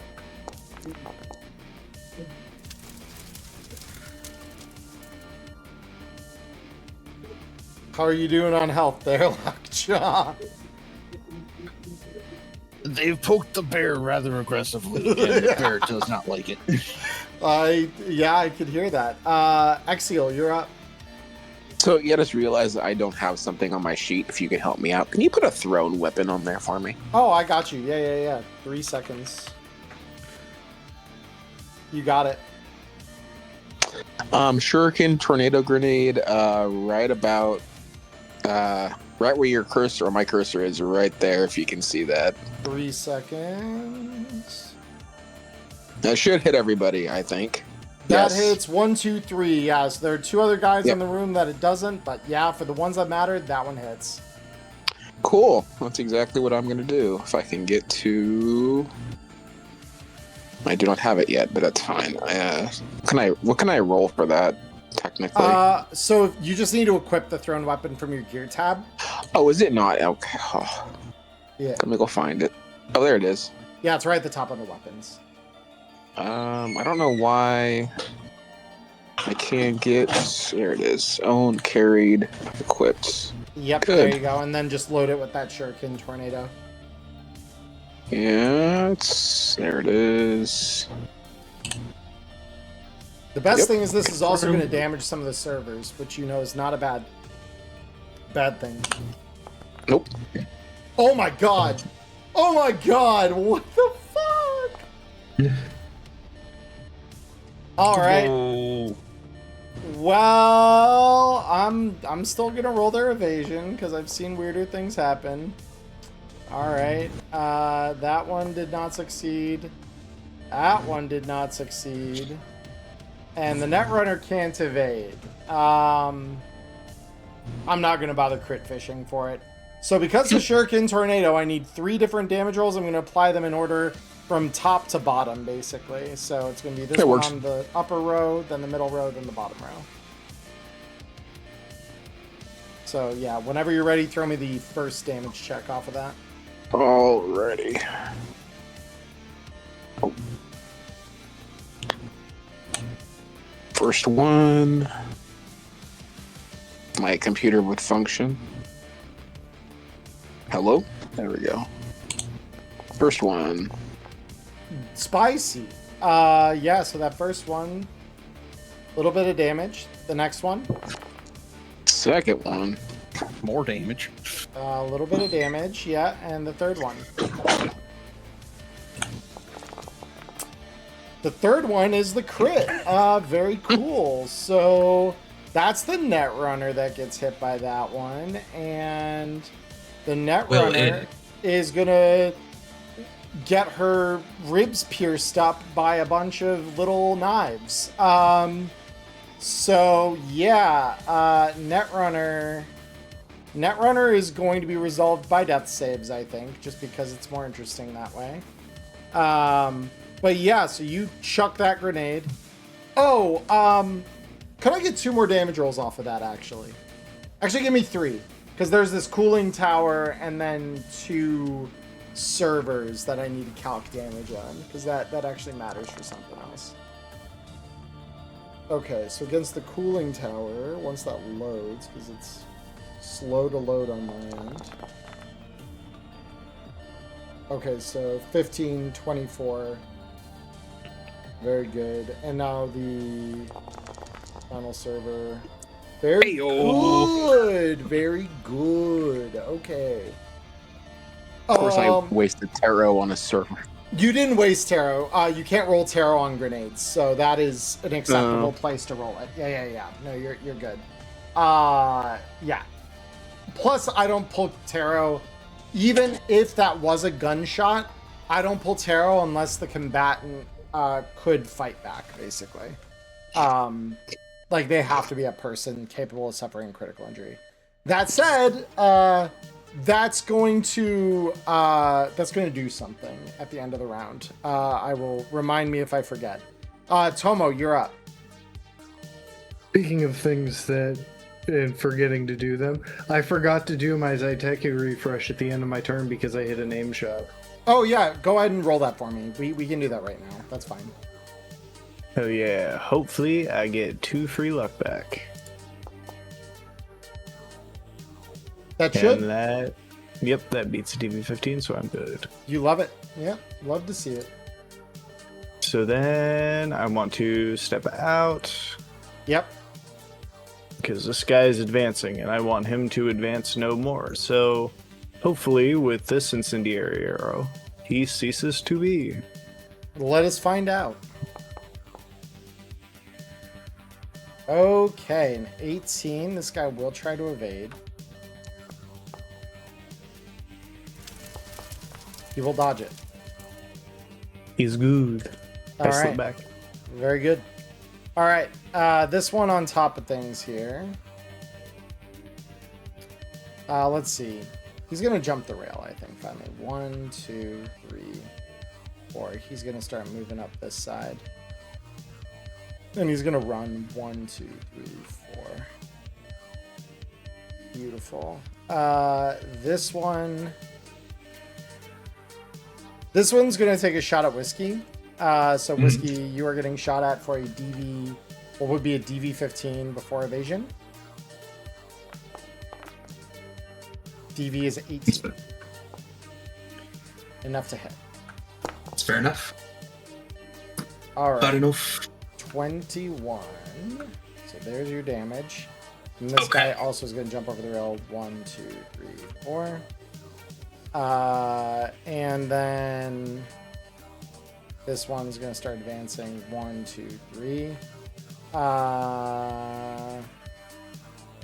Or he's gonna aim up at you, Whiskey. DV is Okay. 16 before evasion. Whew. You got it. All right, very cool. Wire Shark's up. So Wire Shark is gonna pop his head out here. Let's see. One of these guys is gonna get their synapses burned out, I think. Not quite. The other one, he's gonna try that again.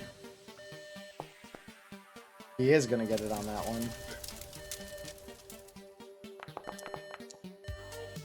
And that's 12 flat damage against that guy's brain. You'll love to see it. And then... let's see. Let's see, because that was one move. He's got 3 more. Gonna move 1, 2, 3. He's gonna start kind of progressing up in the room here. All right, this Netrunner. Let's see if she can survive a death save, shall we? Roll it. She, in fact, cannot. She is dead. Ooh, rest in peace, Wirehead. So, end of round. You hear Un's voice come on over the speakers in the room here. Just say, all right, well, I don't know what you just did, but the fucking system did not like that. Not one bit. Shit. Automated defenses are coming back online. You got maybe 6 seconds.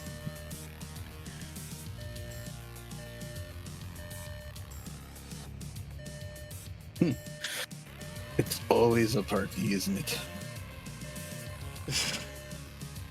Yeah, this is just what it is now. So, get ready or get the fuck out of there. Those are your choices. Lockjaw, you're up. All right. We are going to lock the fuck in. Valid. Entirely valid. So, we are going to go 1, 2, Mhm. and then using said big gulp. I do love Let's- me a big gulp. Let's see. Yes, you have the special round. I am going to target this little shithead. I'm going to aim for his noggin using the high precision barrel. Oh, shit. So, yeah, I believe high precision. Real quick. I just need to remind myself. I did not. Of course, I didn't write it down in the description. That would have made it too easy for me. I need it not to be easy, guys. Let me find high precision. So you add a +2 when making an aim shot with that. Okay, very cool. So yeah, you just want to manually add that to your modifier as an extra mod when you make the aim shot. Yeah, so I'm just taking the base -8. Yes, so you're gonna, if you click aim, and then when you confirm the roll, when that window comes up, under additional mods, enter a 2, because that's your plus from the ammo. And we are actually going to use up... Oh, wait a minute. I can do this manually. That's right. Huzzah. I'm going to use up 3 luck as well. Okay. Pop them. Oh my god! Holy shit! Alright, well, this guy will try to evade. Alright. Lockjaw, it's only fair you get this one back here. Take your Eno, I want to use it real quick. So the second roll. Not enough. You still get him. Go ahead and roll me damage. Holy shit! I thought that was actually going to be a tarot there for half a second. That was fucking wild. That's still insane. 2 off max damage on a headshot is nutty. Somebody's. That's a very heavy pistol doing nearly 40 damage. What the fuck is that? Oh my god. All right, well, that guy is obviously flatlined immediately. GG, asshole. Yeah. Wow. Incredible. So yeah, Lockjaw, would you like to move any further from there? Let's see. I was there, so I walked 1, 2. Mm-hmm. So we will go 3, Yep. 4, 5, 6, 7. Yeah, you got it. All right. Whiskey, you are up.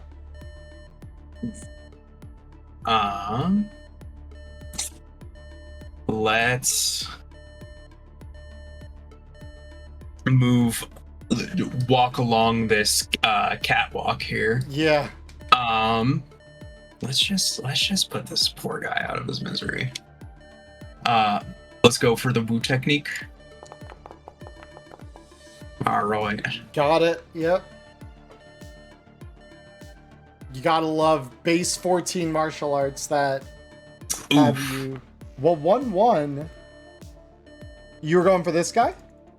Yeah. This. Yeah, this guy right here, right? Yeah. Yeah. Okay. Cool. That. Oh shit.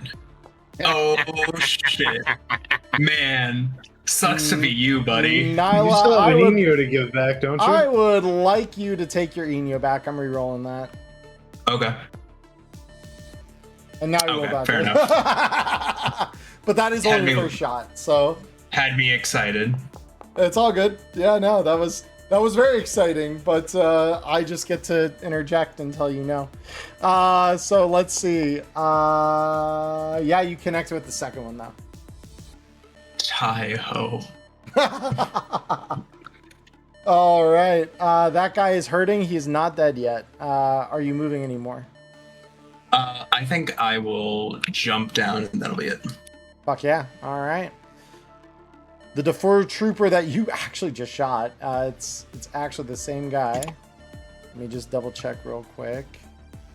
Oh yeah, this guy ain't got much of anything. I just want to double check that I wasn't mistaken on that. Okay, so this guy's gonna move 1, 2, 3, 4. DV is 17 against you here. Unless you would like to evade it. Love to evade it. I love evading. Ayo, GM. My Inyo, if you would. Dance, Whiskey. Dance. Oh, I just gave it back to you. Take it. It's yours. Yeah, it's fine. I'll just do this. Fucking hell. That's fair enough. I'll just do this. Fair. I don't roll particularly high, though, so hey, at least you got that going for you. Fair enough. Yep. Axial, you're up. So hearing the footsteps sort of coming up against Oh, the yeah. wall over there. Because he's running, so you're hearing the full on Yeah. because this guy's running your way. I'm going to first check my sheet to see what I can do, because I can do a Please. lot. Yeah, take your time. No, you're good. I just when you have as many arrow types as I do in your bag, you want to make sure you use the right No, ones. you want to Hawkeye this shit, and I get that, and I respect the shit out of it. Absolutely.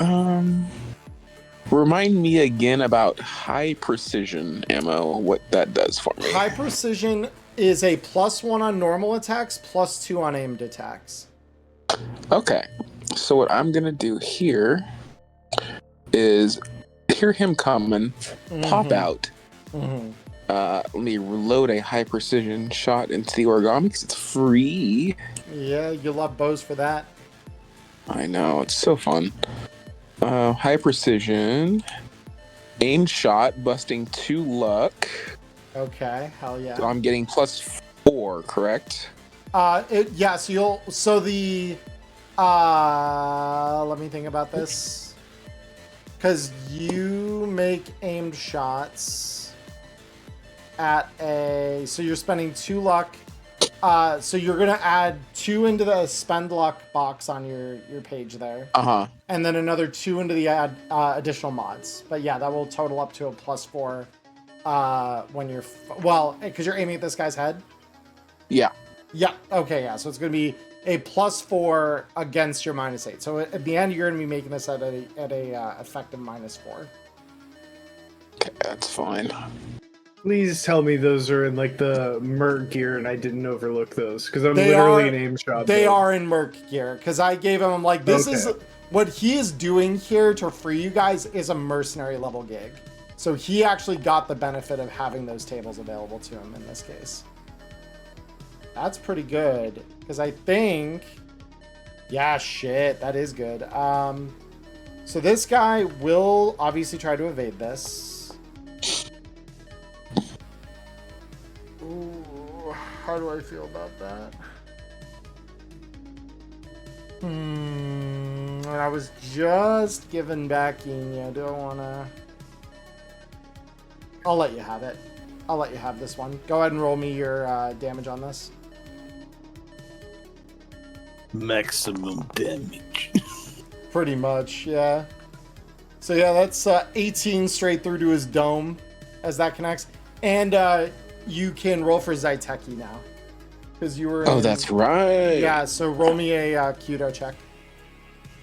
Okay. Boop. Thanks to Ghost reminding me earlier about that. So you regained the 2 luck you just spent. Yep. It's so That's nice. gross.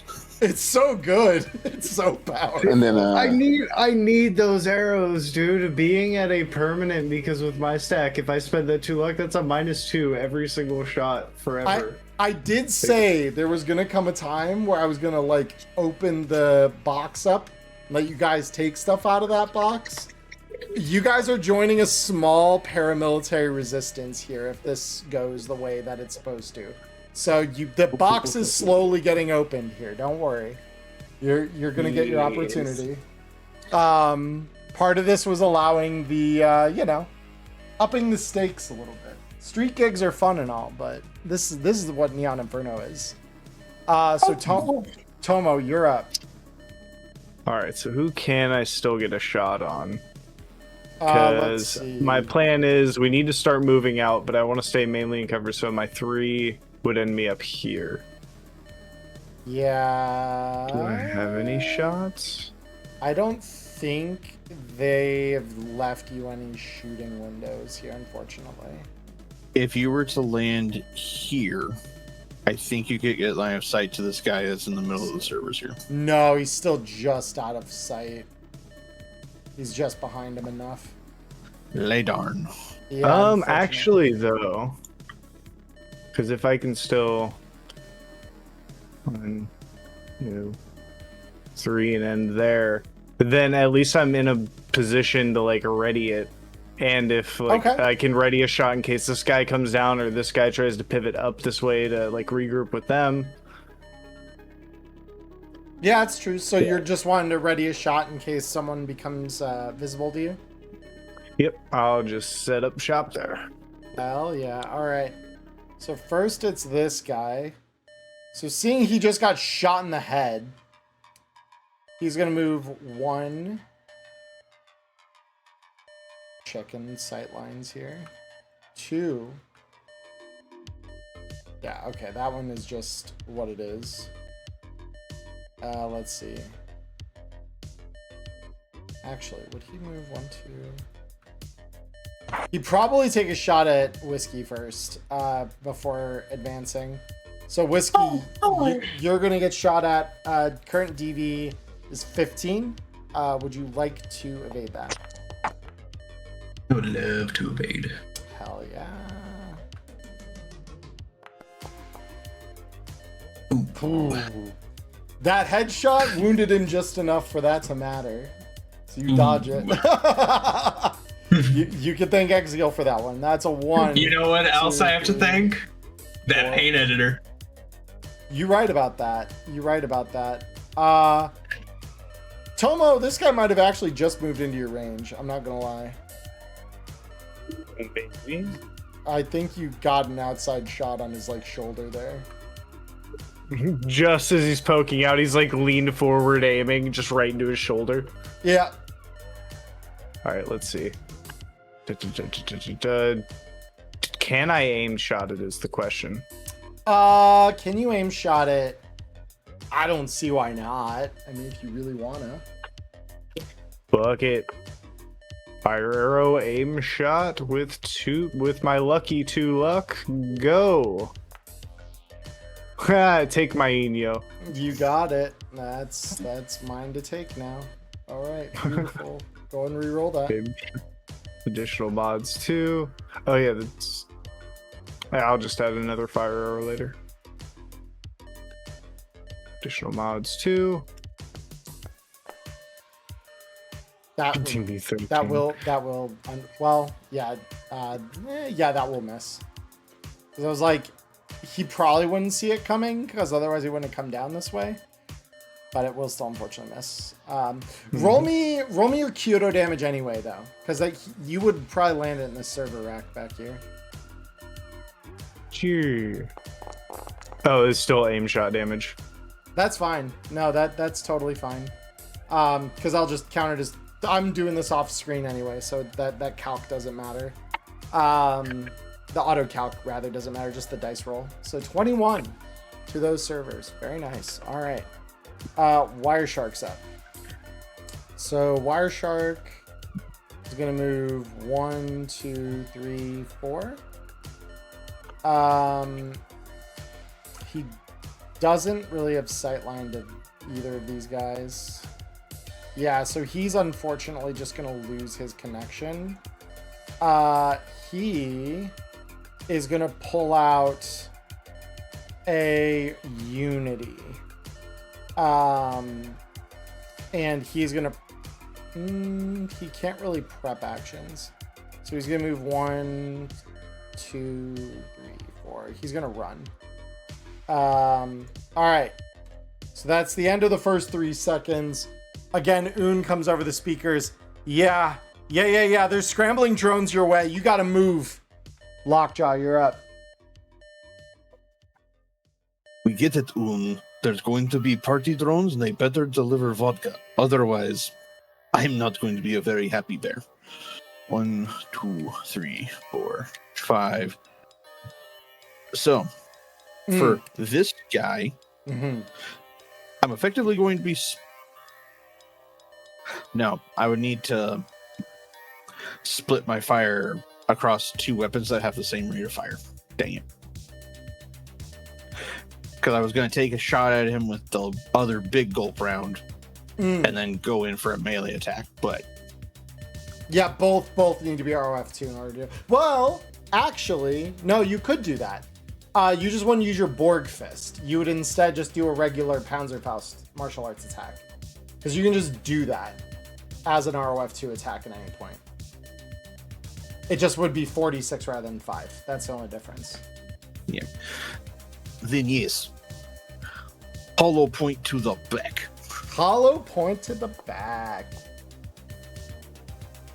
And this guy doesn't know you're there, really. He's more focused on the gunfire out the way in front of him here. So that's just going to hit. Roll me damage.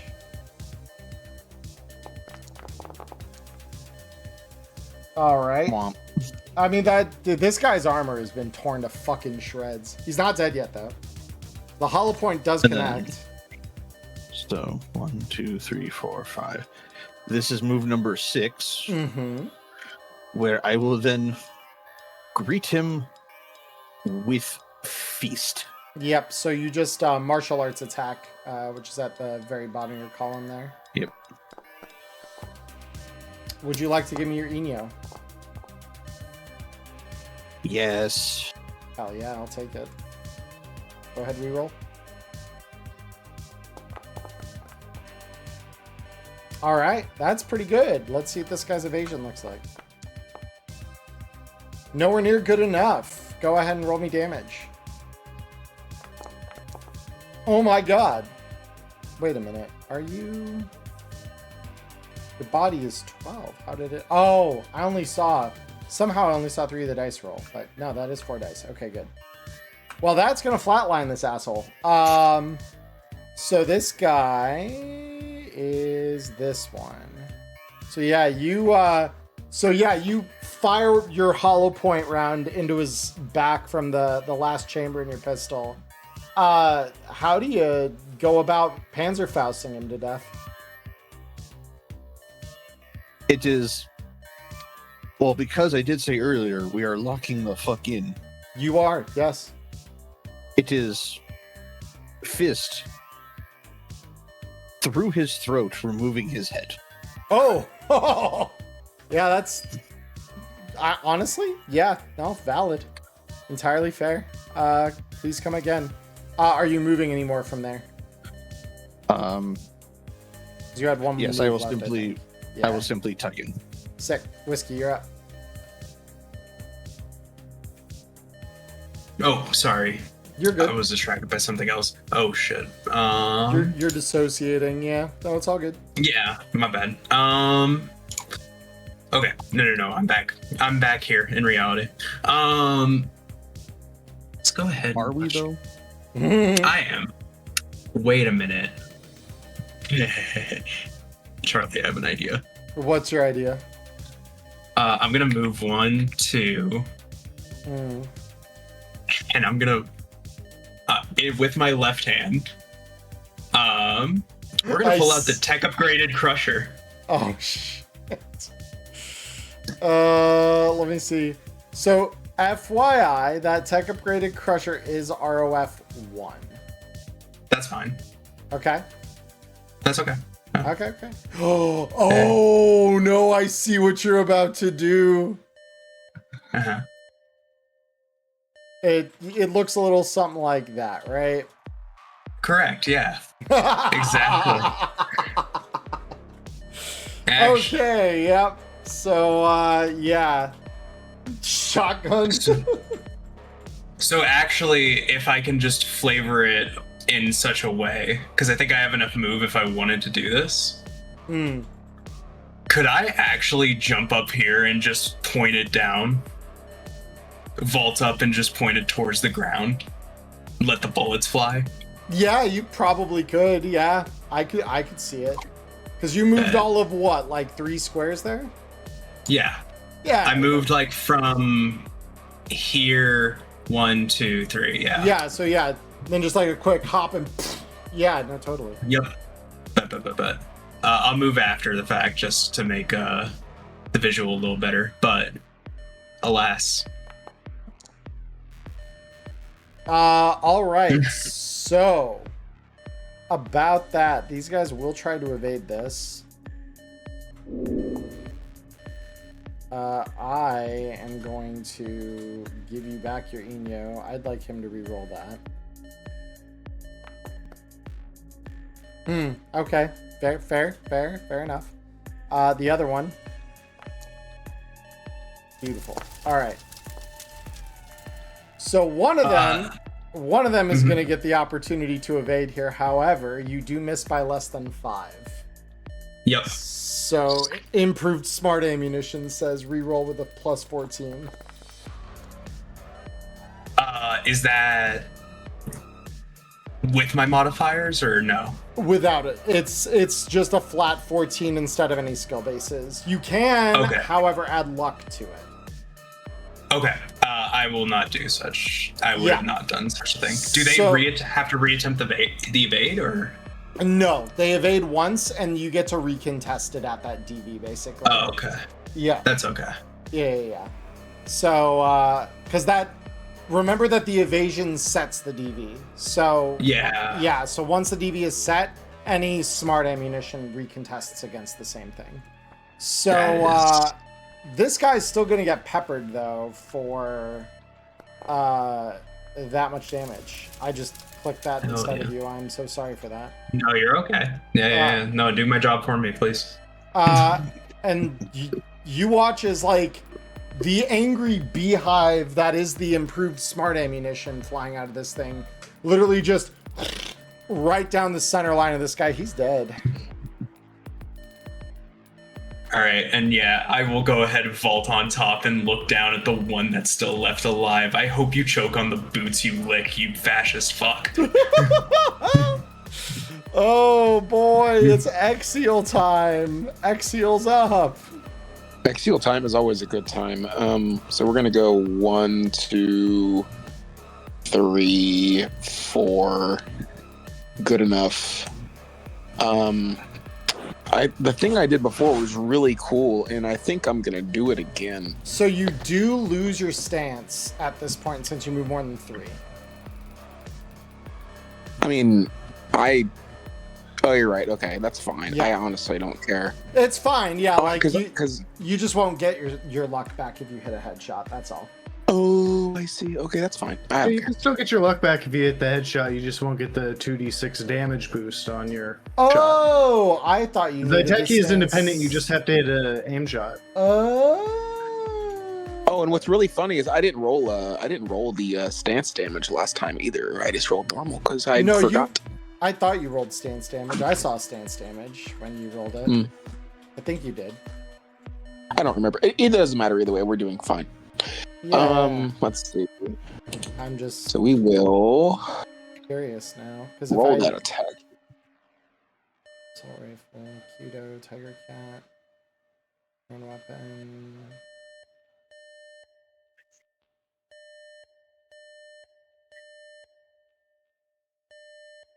Yeah. So yeah, go ahead and roll your. Are you headshotting this guy?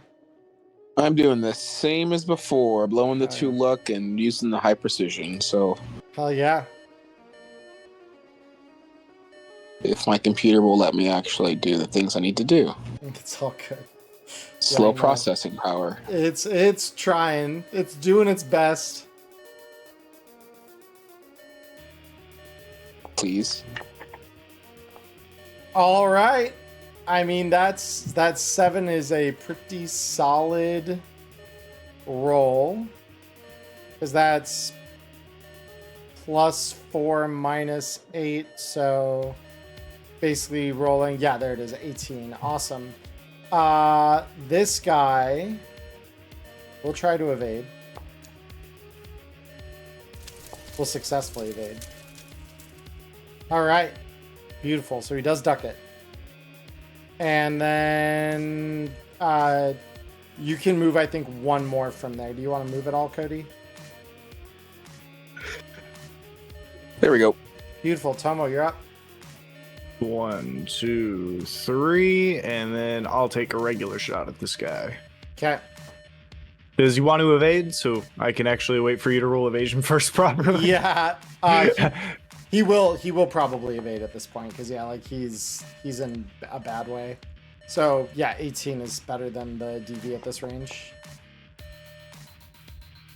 Yeah, that will Just hit, barely. though. Let's go. You'll love to see it. Roll me damage.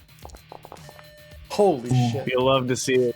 I finally hit a roll. This whole combat I've been doing shit. Yeah, and you rip through his muscle just in time to flatline him. You get one. Hell yeah. All right. So with that guy down, Wire Shark, are you gonna move any further? Tom, or are you just holding there? Oh yeah, that's right. All combatants down, right? All combatants are down right now, but we're at the end of the second round since Un warned you guys. So like, shit's about to pop back off. So combat ain't done yet. I feel like I'm gonna still be running and shooting anyways, and I'm not. Unless I'm really unlucky and they're armor plated, I shouldn't have to worry about the extra 2d6 to pierce armor. So I'll break stance to move my last. What do I have? I think I have. Oh no, I have 8 move. Cool. So I have 5 more move after that. 1, 2, 3, 4, 5, and I'll start moving towards the exit. Okay, so Wire Shark on his turn this time is going to move 1, 2, 3, 4, 1, 2, 3, 4, basically running back for Scrappy. As the turn cycles over, you hear the sound of, it sounds like a bunch of angry bees beginning to hiss through the vents in this place. and you see what appears to be red blood shaded clouds begin to pour out from the cooling towers.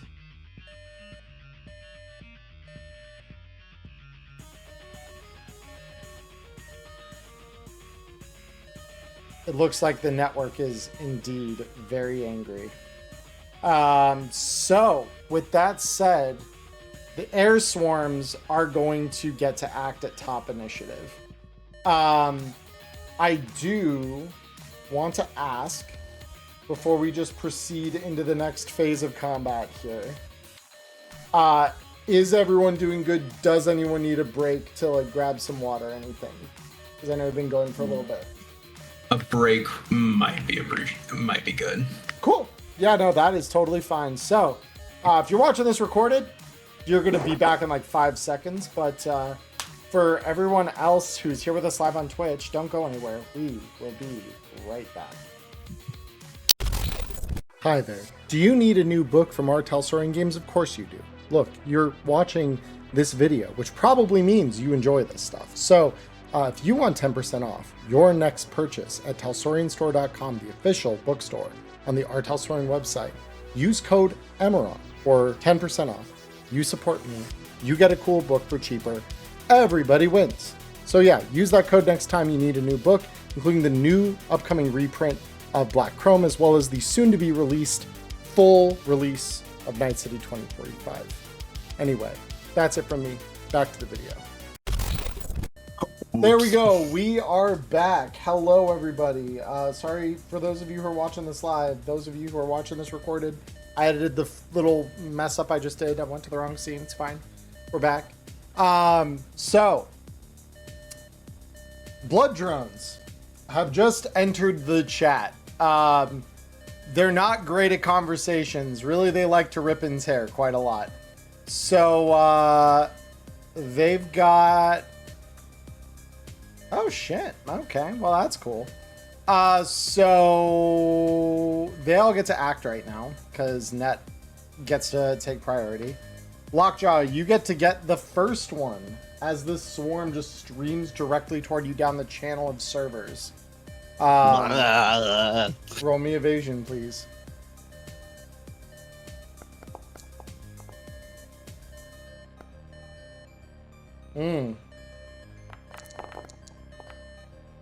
So, yeah, you feel like a bunch of these little microfilament just getting ripped into your skin, which is great. It feels awesome.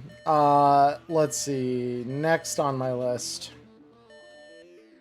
Yeah, I think I've got enough for 2 for everybody. That's 1, 2, 3, 4, 5, 6. Lockjaw, the next ones are coming your way. Stop it.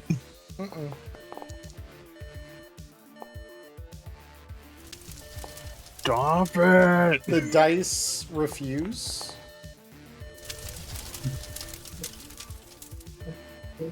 The dice refuse. So Lockjaw, that is... and that is... Ow. So Tomo, you're getting the next 2. So, go ahead and roll me your first evasion check, please. Let's see.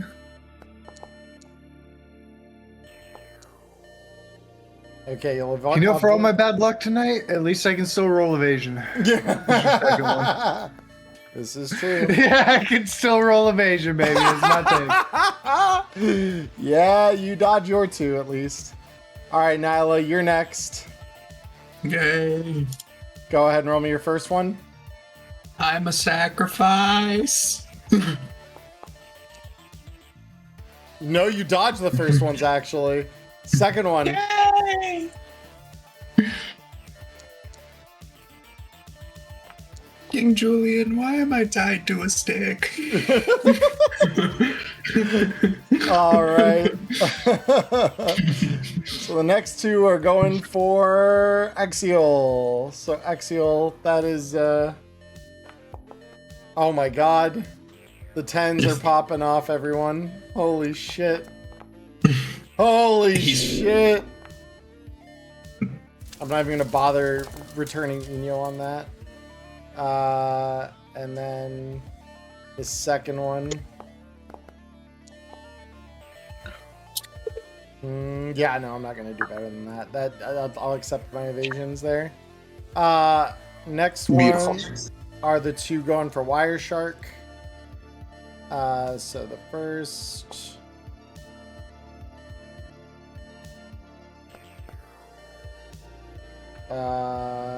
Okay, Wire Shark, you got game. Respect. The next one. Not that these are statted any differently, so it doesn't really matter if I click the same one twice there. Alright. So Wire Shark is going to get pummeled by the second one. Alright. And finally, the last one. These are going, because I think these are still, yeah, they're within range. They are going to go after Scrappy. Well, that's unconscious. She's about as valid of a target as a corpse, isn't she? She's alive, though. These things... Oh, okay, so they still see the life in her. Mm-hmm. These things are just built to lock on to any heat signatures that are alive and not identified as friendly, and... So, yeah. She's, yeah, unconscious, but, this is the reality of it.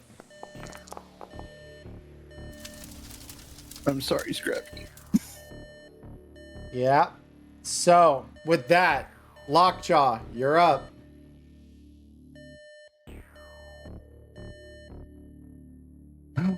You know what you must do.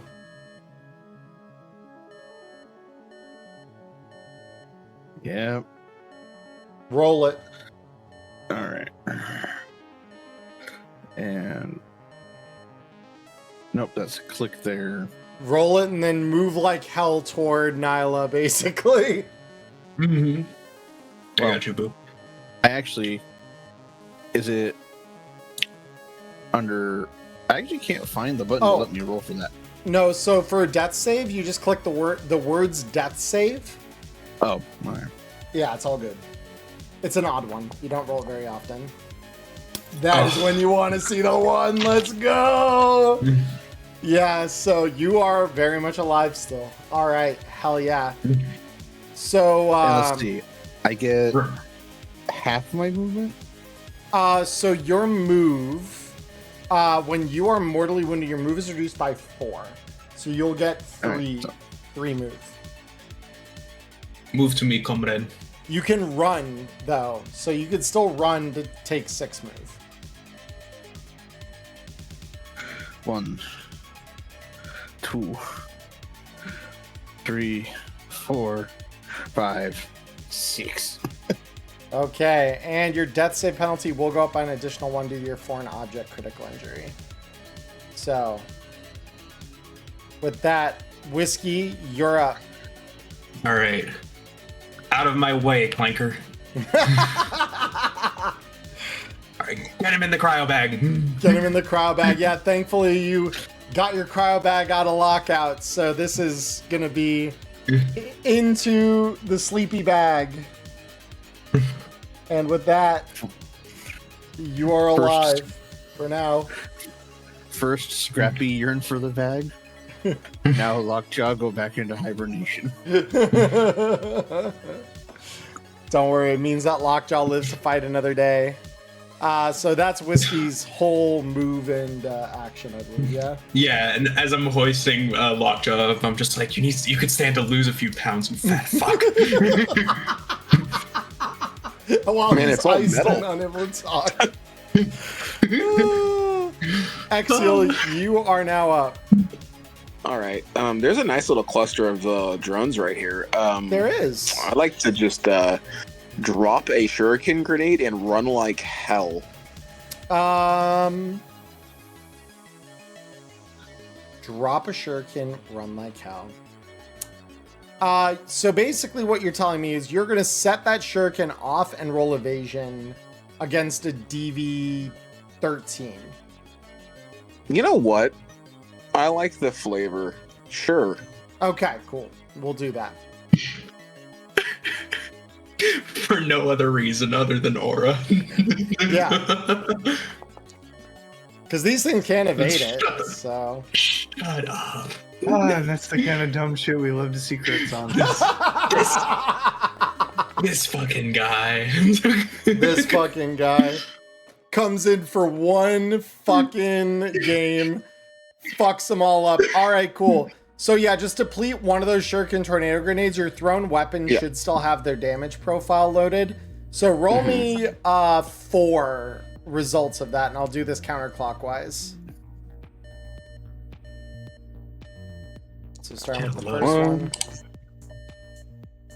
one. Okay, that one is dead. That one is also dead.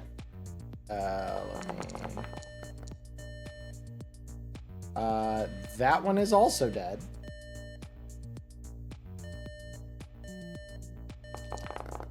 And that one is also dead. All right, very cool. Once those numbers actually pop on my screen. Because I, for whatever reason, did not see the results of that last roll. It was 26 damage. It was another 26? Okay. Yes. I'm just gonna ensure that I don't have an issue on my end with the server doing weird shit. I think it just popped up. It did. Okay, cool. That's part of why I did the server refresh, though, just to make sure that everything showed up the way I need it to. All right, very cool. So with Exial having done that, Tomo, you're up. So I basically got my entire kit out of lockup. My inventory remains unchanged. Your inventory remains unchanged. Yes. Hoverboard time then, because we need high mobility. So my action this turn will be to drop that down and get it booted up. Start it. Yep. Yep. And then with my 15 move, I can make it all the way. I think it was here because I know I counted it, and I think it was just I couldn't turn that corner just yet. Yeah, that is exactly 15. Yep. All right, so Wireshark is here. Wireshark now is finally going to pull out his Unity pistol and start taking shots at these things. So let me double check. One firing aim shot. Okay, cool. It just needs to be a heavy pistol for me right now. All right, so that first shot does do some damage. The second shot will also do some damage. That'll kill it. All right. One drone swarm cloud down on his part, and he's just gonna move back toward Scrappy, pick her up over one shoulder with the Unity in the other. And he just looks up at you, Tomo, and says, "All right, we gotta go." That's the plan. All right, so these remaining drone swarms. These two are coming for you, Whiskey. Yep. So, go ahead and... Let's see what we got. Ooh. Dance, Whiskey, dance. Close. The next one. We can dance if you want to. We can leave your friends behind. Oh my god! Because if your friends don't dance, and if they don't dance, they're no friends of mine. All right. So Exial's further away, so these two are also coming for you, Whiskey. Why do they hate me?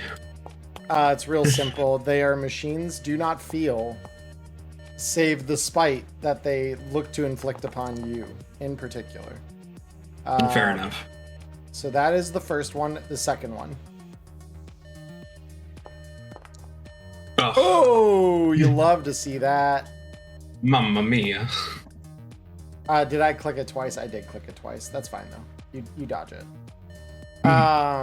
Very cool. So that's those on that side of the field. These two are coming for you, Tomo.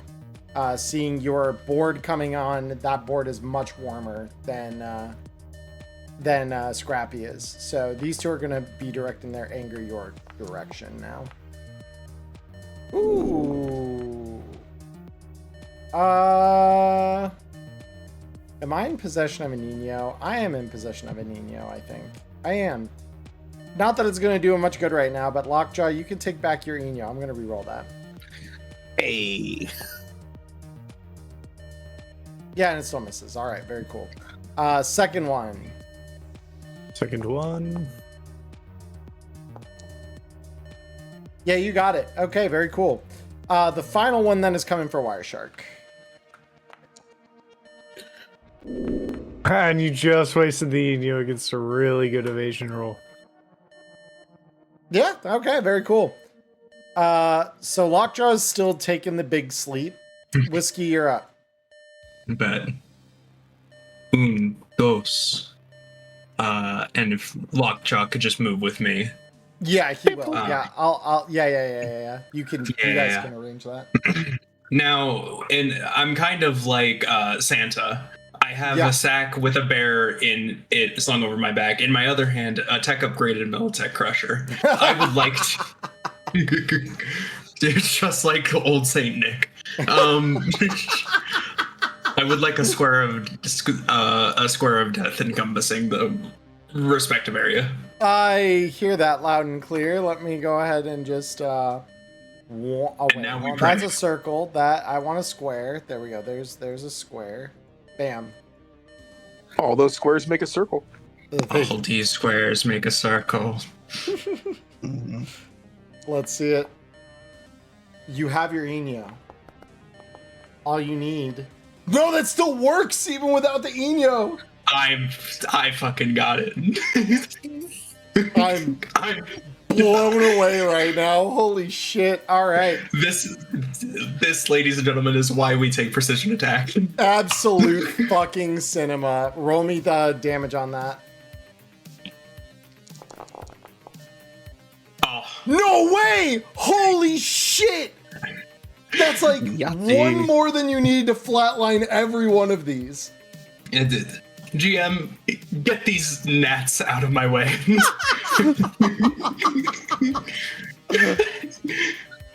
Remove these peasants from my sight. GM. Guards, seize them. Let me just mark all these guys as dead now real quick. Incredible.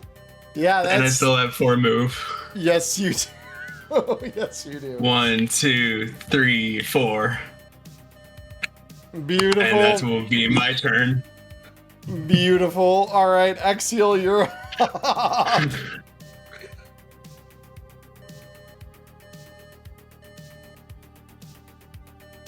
Would I be able to see this one over here? Yeah, the farthest one? Yeah. You'd probably have a line of sight to be able to fire something in their general direction. Cool. Let's do this. Let's just put a... I mean, it really doesn't matter what I use. Let's use an incendiary. Why not? Oh, not aim shot, though. I don't need to do that. No, you don't. Towel. Yeah, because your DV at that range is...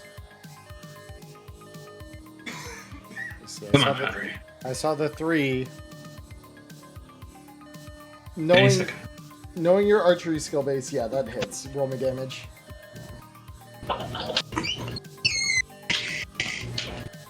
Let's see the damage, Cody. I want to see this thing explode. Beautiful. That actually is just enough to make it explode. Amazing. Incredible. Absolute cinema. All right. Beautiful. Tomo, you're up. Nice. I want to. Can I like flare the board or whatever to try and get these two to kite me as I pass by? So I already did the math for the routing. It'll be like going to there. Oh, it's under the token now. Yeah, you're good. You're good. You can Oh, no, and I WASD it. clicked off. I can't WASD out now because I clicked off of it. Click it in the initiative. Click your name in the initiative track. There you go. Nice. And then from about here, I'll pop a shot on this one, Cool. hoping that they're chasing me.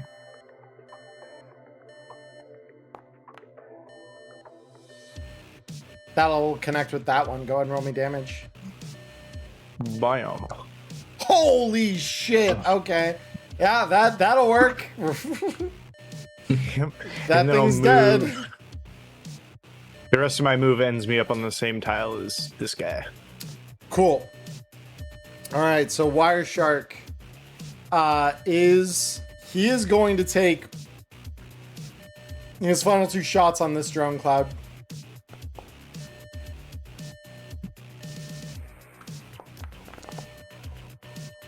All right, so that will connect the first one.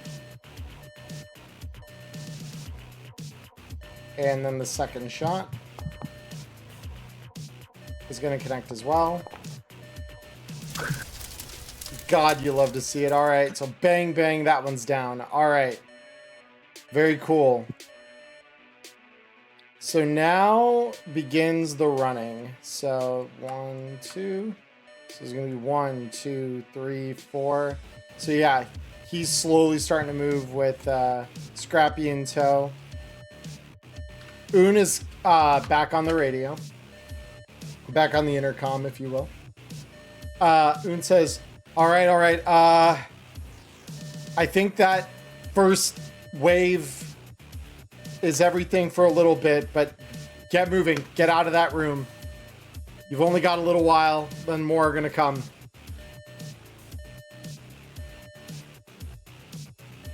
Bird. Let's So- move, people. Lockjaw's honk shoe. So let's see. Well, 7 means... Let me see. Even from the very slowest at the very back here.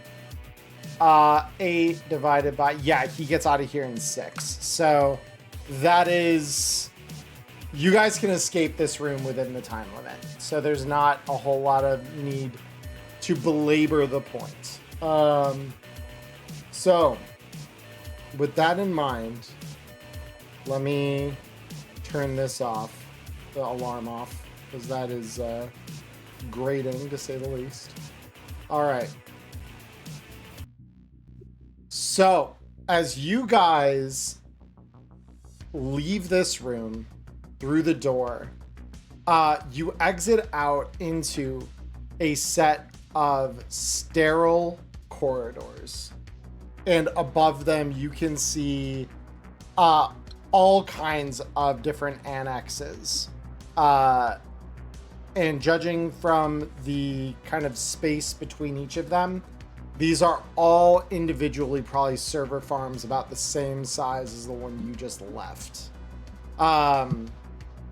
So as you guys head out here, Axial, you know the way. At least you should know the way. Oh yeah, I got in here. I got to get out. Mm-hmm. So yeah, I'm gonna go ahead and just radio Un though. I'm like, hey Un, I don't know what you can do from where you're at, but if you can do as much damage as possible on the way out, that'd be fantastic. Yeah, no, I've running some thermal overloads on some of the processing servers. Shouldn't affect any of the people still trapped in here, but should leave a mess. Waiting for the grand finale for after you guys are out of there, though. Good. Okay, let's get the absolute hell out of this disgusting whitewashed place. Yeah. So, you guys move through. So, what I want from everyone really quick, to avoid the worst of it, and I'm going to, let me add Lockjaw to the map here. And I will, for now at least, remove Scrappy. simplify this. So once you guys are back out and your neuroports have time to adjust to the, map of the area, because part of the time you guys were in the middle of that fight, you probably wouldn't have noticed it, but your maps were literally patching in the background because of how long you've been out.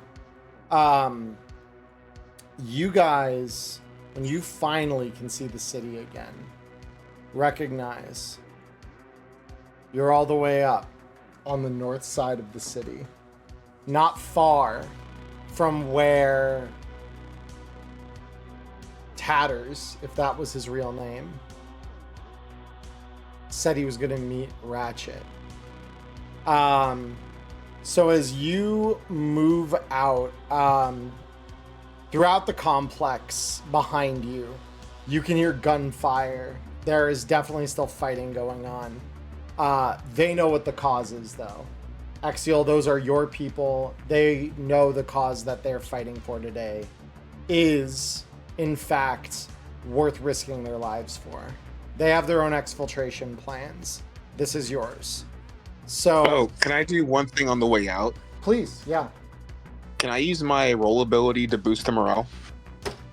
Absolutely, yeah. Let's go and roll me your charismatic impact. Where is that for me on my sheet? No, that's the only click question. the roll tab on the lower left there. That's right. I forget we got that tab. Yeah, no, it's all good. Cool. It's been a while since you've been in Foundry, so I don't blame you.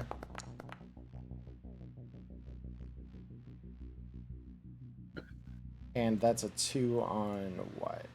Okay. So you put a call out over the radio. Let me ask, what do you say? What are you telling people that backs this roll up? I'm just letting him know that what they're doing is definitely for a just cause, and that we have exfilled with the necessary people to put all your heart into this and keep these people back. Beautiful. All right. So as you emerge from the chaos behind you, Wireshark carrying Scrappy looks as she's kind of slowly coming to, having suffered just a little bit of damage in the fight. And he says, any of you decent drivers, I could make it work, but got tagged up pretty good in there.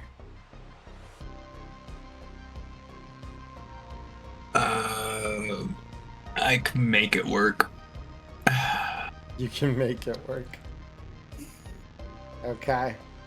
Because what is your skill base in driveline vehicle? My base is 8, yeah.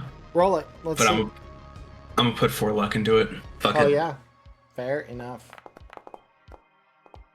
Oh, I thought that was gonna be a crit. Oh. It doesn't need to be for this though. So yeah, Nah. you get the car started. The engine sounds kind of wrong for what you remember, right? You're used to these slightly less, shall we say, clean burning engines. This one, when it fires up, it sounds almost like a jet engine when it revs. Mhm. A lot of advancement seems to have happened in the last 12 years. All that said, Axial, you would be able to direct him back to your hideout, which conveniently, oddly enough, is down on the south end of the city, all the way back in that decrepit little shithole that was Rancho Coronado, and nowadays goes by a different name. See, that's my decrepit little shithole, okay? Exactly. It's decrepit little shithole loving. Like Yeah. Parentheses affectionate. Exactly. But yeah, so taking the car all the way back down, you pull in to an area of the city. Is it still moving? It is still moving. I was like, wait a minute, they haven't arrived yet. You move into an area of the city that looks far more run down than the Rancho Coronado you remember. Sure, it was never a looker anyway. It always looked a little rough around the edges. Now, the buildings that were just under construction husks that maybe didn't see a whole lot of promise of future completion are just standing there, silent sentinels, some of them half collapsed. The people kind of roving around here now look far less well off than the people that were here when you last came through. For most of you. Axial, Lockjaw, this is obviously notwithstanding for you. The Lockjaw's on ice anyway. So Yes, I am. you pull into a very familiar alley for the two of you who are conscious. And there is, rather than the very nondescript sanctuary that was written above the door in what you now know to be simulated reality, here you just simply have an old signboard. Looks like it was probably taken off of one of those old taverns, just kind of hanging there. The text long ago etched off this thing, and there is simply a rusted over bucket pictured on the signboard left behind here. Axial, you know this place affectionately as the Rust Bucket. Welcome home, friends. 5-star fucking accommodations. So yeah, as you guys head down into the building proper, spatially it's not that different than the one that you saw in the simulation, albeit this one definitely feels less like clean, right? This one's got some of that gunk, that filth that never comes out of the floorboards completely.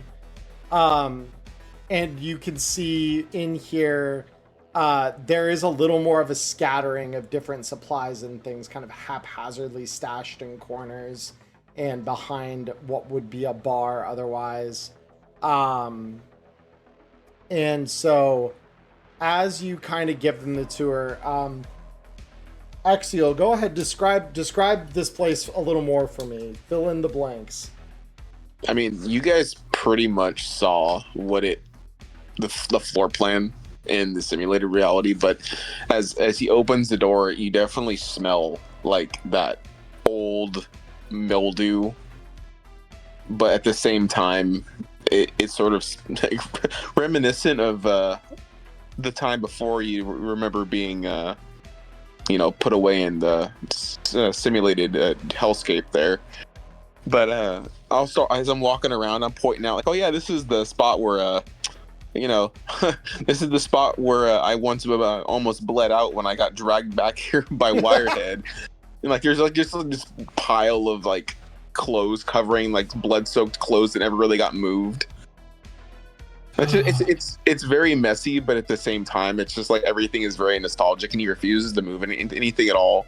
There's a pile of t-shirts like on the bar, like brand new. Like these things look like they probably shouldn't even be there, but they're his merch for his band. They're relatively new, but you can tell that the logo for the band was like cut out of a random cloth and sewn onto the shirt. Like he didn't want to like have to like pay for the printing. He just like drew it and just like shoved it on the shirts. It's like just the most like back alley screen printing that you could possibly get. Yeah, no, exactly. Whiskey's just gonna when you show her that, Whiskey's just gonna say, like, if you fucking ask me to join your band, I'd rather bleed out. And I'll literally look at them and just be like, look, okay, I'm the only one that even survived this fucking mess. So as far as I know, everybody's gone. So I am the one-man band. All right, just making sure. Yeah. But after giving him the roundabout, though, I'm gonna get one of those, those plastic school cafeteria chairs. It's not even like a folding chair. It's like one of those ones with the weird two holes in the back. One of the The ones I'm gonna that whip are- one around. Yeah, like sit on it molded backwards. injection plastic. Yeah. Yeah, sit on it backwards, pull my drumsticks out of my coat pocket, and just start doing my own little thing. I'm like, you guys can make yourselves at home. But then before everybody leaves, you sort of see a spark shoot out of one of them.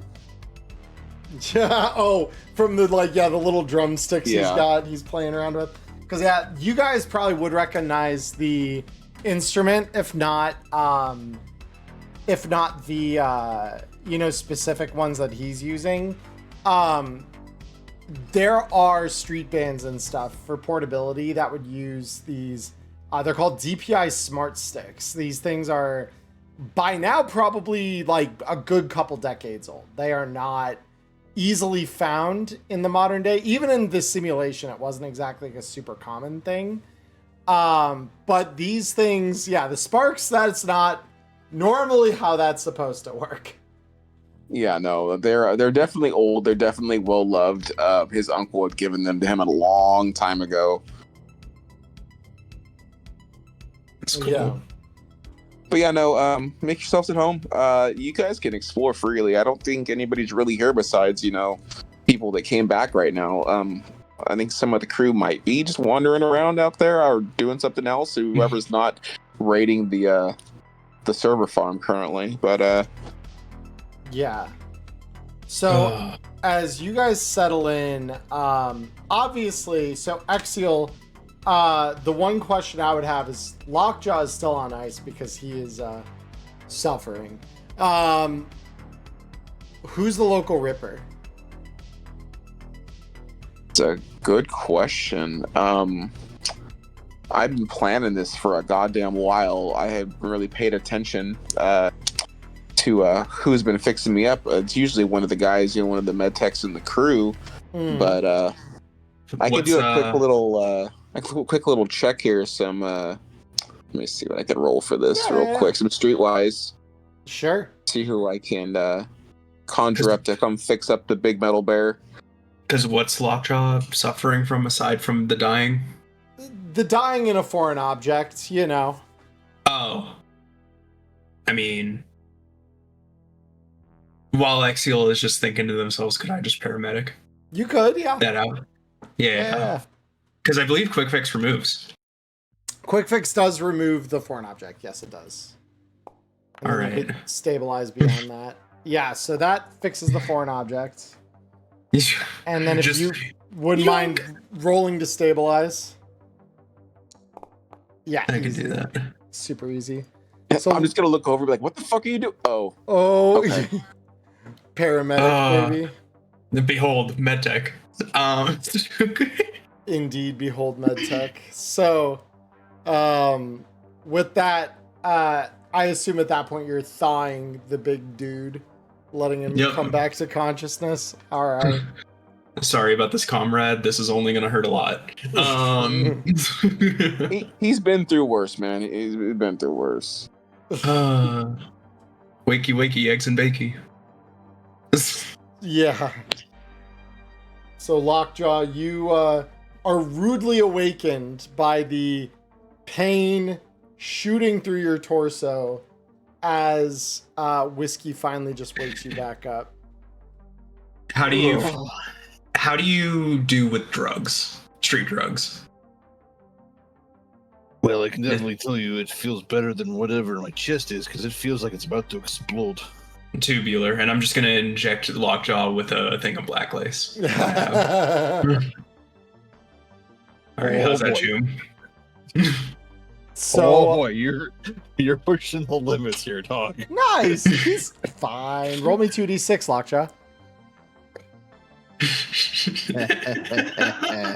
What's your humanity? 10. Kiss brother. money? Well, the best part is if he freaks out, he's already 1 HP. We just put him back to sleep. Listen, even if you roll 10. Oh. Kiss money. That's insane. I think that's an achievement. Oh, you're right. I think you're right. Hold on. Let me. Down to a single humanity. Hey, you said you wanted to be there the other day. Remember? Don't even go there. Yeah. Let's see. I need to double check what that one's called, but I think we're right. I think it's called like On the Edge or something. The Edge. Reach empathy 1 or less anytime after character creation as the result of cyberware installation. Okay, no. Oh, okay. Not yet. Not yet. Yeah, because Lockjaw was created at character creation at 1 empathy. So Nice. yeah. How you feeling there, big guy? I do believe I also have to roll resist torture and drugs. That's gonna be the secondary if you don't get it rapid detoxed at some point.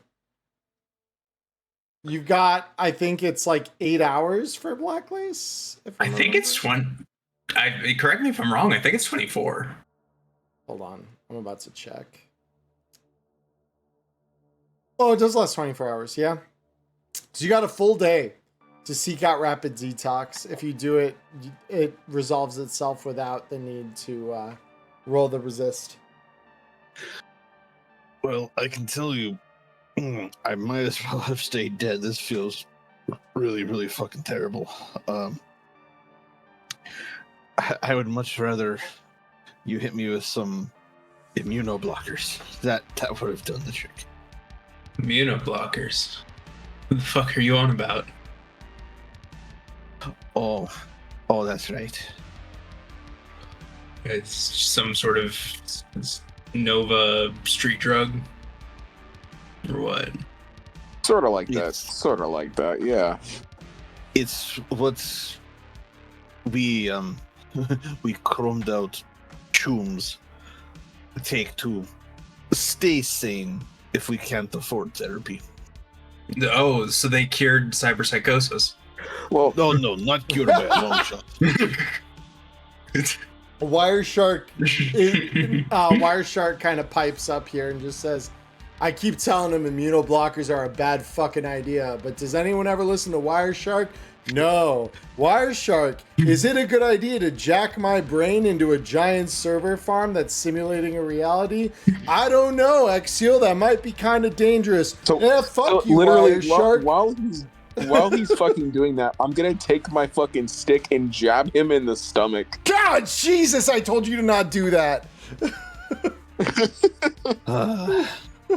It is good to know I'm at least alive. Oh, did any of you guys pick up a shotgun? Those things were super cool. I'm gonna take that as a no. I would imagine he would have just shoved it in the fucking cryo back with him. Just the Neo assault while you guys were running out of there? Oh, you mean the ones from the enemies? Oh, hell no. I thought you were talking about your own. Yeah, no. He's got his. Yeah, but not the... No one took the 4 ones, yeah. No one Nah, fuck needed that shit. I'm out of there. So, I'm gonna look up at Exil. Hey, so, Axel Rose question. What the fuck? Yeah, what do you mean? What the fuck? What? Yeah, this is it, buddy. This is what we got right now. Okay, so let's recap. Just to give you perspective, I went down a weird staircase. I saw a bunch of fuckers, creepy fuckers, and plus you, no offense. And I was transported to a firefight and then dumped into a shittier version of my quote-unquote simulated reality. So again, I ask, what the fuck? You can ask all the corpse that question because that's not my doing, Choom. Wait, the most important question. Is Lilith still alive? Huh? Wireshark kind of looks up at that. Lilith is Alive is a relative term. She's not living well, but she's breathing, sure. She's as old as my babushka. So are we just fighting DeFore? Is that the I plan mean, here? the Rust Bucket is something of a, let's just say, a loose assembly of people that like the same idea here, which is not becoming a giant fucking farm for brain matter. DeFore is a problem, a tool in the enemy toolbox, but they're not like the problem. Let's just put it that way. Okay. Please go ahead. The problem is Rockland and some of their other corporate partners. There's a little assembly of them. Pick a couple names out of a hat real quick. We got Zeta Tech. They're supplying them with parts. Dinalar when they need, shells for these things. Because they decided to become real friendly with some of those Blackwall AIs that came over after, I don't know. That's right. You guys probably need to catch up. So Yeah. let's talk timeline. 2045. Some overexcited little wirehead gets the bright idea to punch a giant hole through every protection that the current city had. The old net came screaming over, and it was a mess for like 15-ish years. There were attempts at solving it less drastically. DeFore was the solution. They're the ones who finally kicked the shit out of rioters, shot the ones that they couldn't get into line any other way, and they made all the corporations really happy and really rich. So the next thing, the race to the bottom, was Netwatch trying to get a handle on all the rogue AIs. Good luck. They literally flooded the city net. So it was either get used to working with them or, die, just about, right? Yeah. So Axial will sort of chuckle because he's like, "Oh yeah, I did have that one AI that was my bass player at one point. They weren't too bad." Like, not all these AIs are terrible. Some of them are okay, but they're definitely not people. So right about 12 years ago, not to say this is when you guys went on ice or anything, but it probably wasn't terribly far from this. About 12 years ago, NCPD runs out of funding, partially because DeFore does their jobs for them a little too well, and also partially because they lost like a third of their force in a night back in 2045. Surprise, surprise. Turns out walling off a whole district of the city wasn't a very bright idea. Bottom line, when the dust settled, NCPD needed a way to make money. Because just like every other corporation in the city, eddies are the only thing that real matters at the end of the day, right? So they get the bright idea to lease their prisoners to a new little, calling it a project is giving it too much credit. It was a science experiment, let's be honest. Hidalgo didn't know what the fuck she was doing then. I doubt she knows what the fuck she's doing now.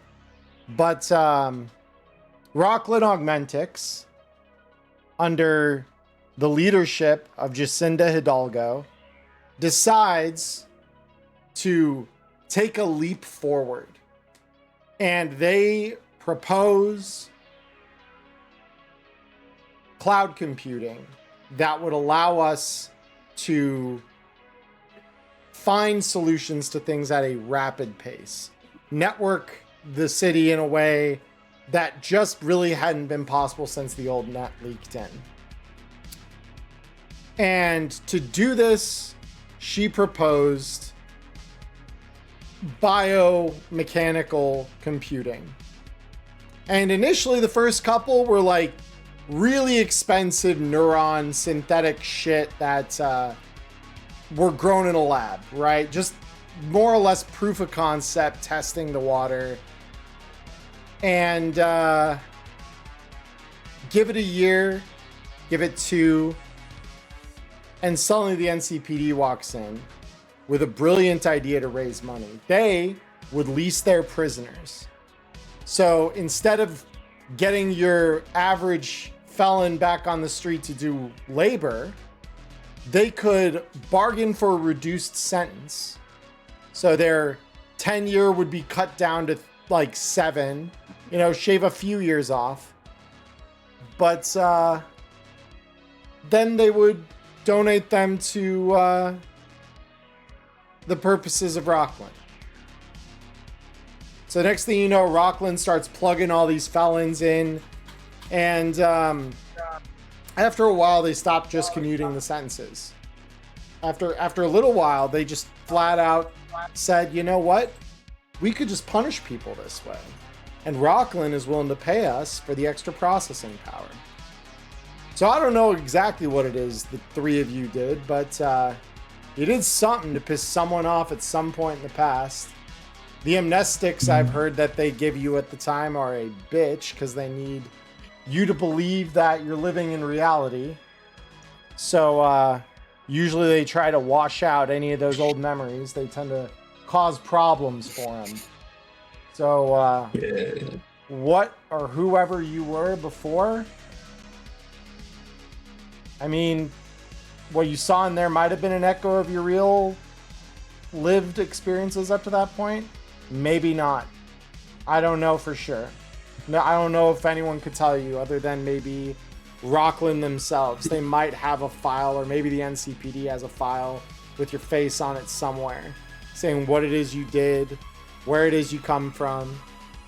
But yeah, got their hands on some old biosystems, and that kind of kickstarted the whole project. Next thing you know, they're shoving every felon that the judge deems appropriate into a computer and using their neural connections and their skull cases for running complex simulations as a massive cloud computer. Gestalt consciousness, Jacinda calls it.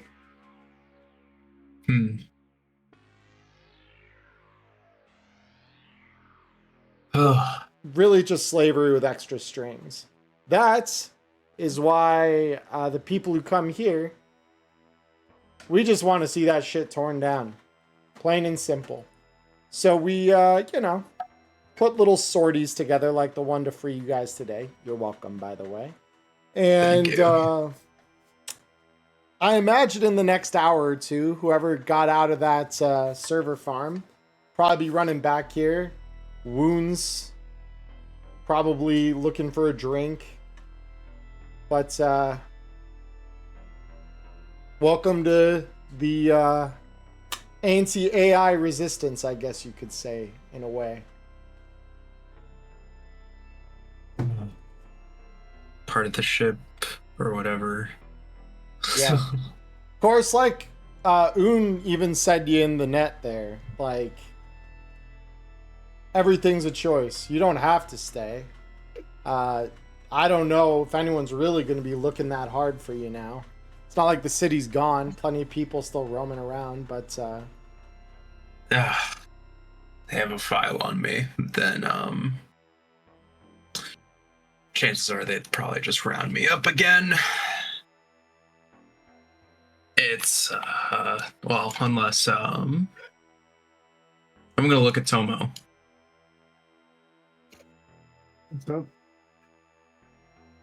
Unless they didn't have a file on us.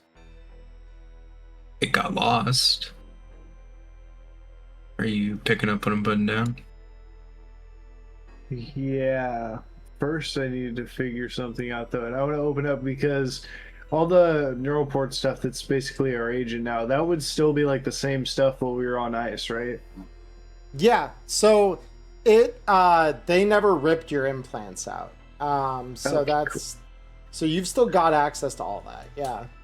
The main thing is old contacts, because especially if there's a depth floating, actually, because it happens that Stitches might actually just be alive out there trying to farm his own stuff. That's kind of why I want to check the messages to see, because if it's closer to reality than you might expect, or maybe we both got nabbed and then he was trying to pitch it off to me like he did in the main thing, but we're both just gone now. Yeah. So you want to try and like look and see if there's any record on like Stitches that you can just like locate? No, like messages that I may have been left while I was on ice, because it's all still my agent stuff, because it's kind of a big debt. So I figure somebody, if I was being like pinned up as responsible, like I was in the simulation after Stitch's death, Yeah. they might have like trying to figure out, is it real? Was that something that they just cocked up to be like a hurdle while I was in the simulation? 'Cause, you know, it's like the Matrix. People just aren't complacent with happy lives. There has to be challenge. Right. Yeah.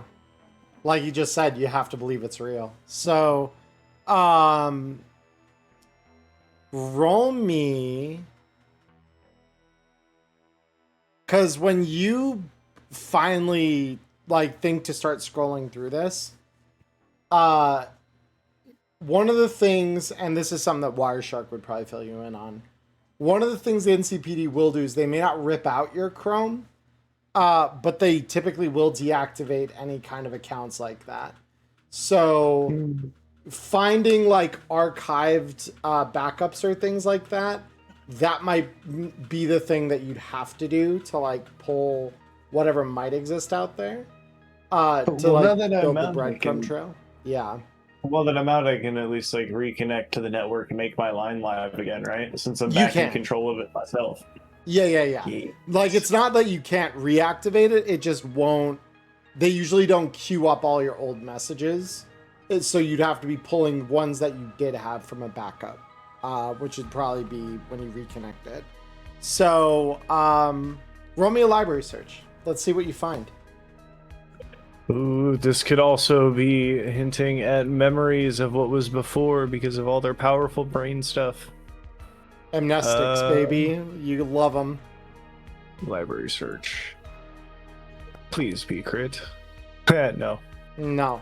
So there's a couple of contacts, even on that like low grade. It's not going to be anything crazy, obviously, but there are a few contacts. Stitches is among them. So that part of your memories, it does seem that you at least knew him, right? Whether or not he's still alive leaves a lot to be, desired there. That's less certain, especially because, like, most people in Night City have some kind of little contact icon that appears that is something either they customize or it's a photo of them or something like that.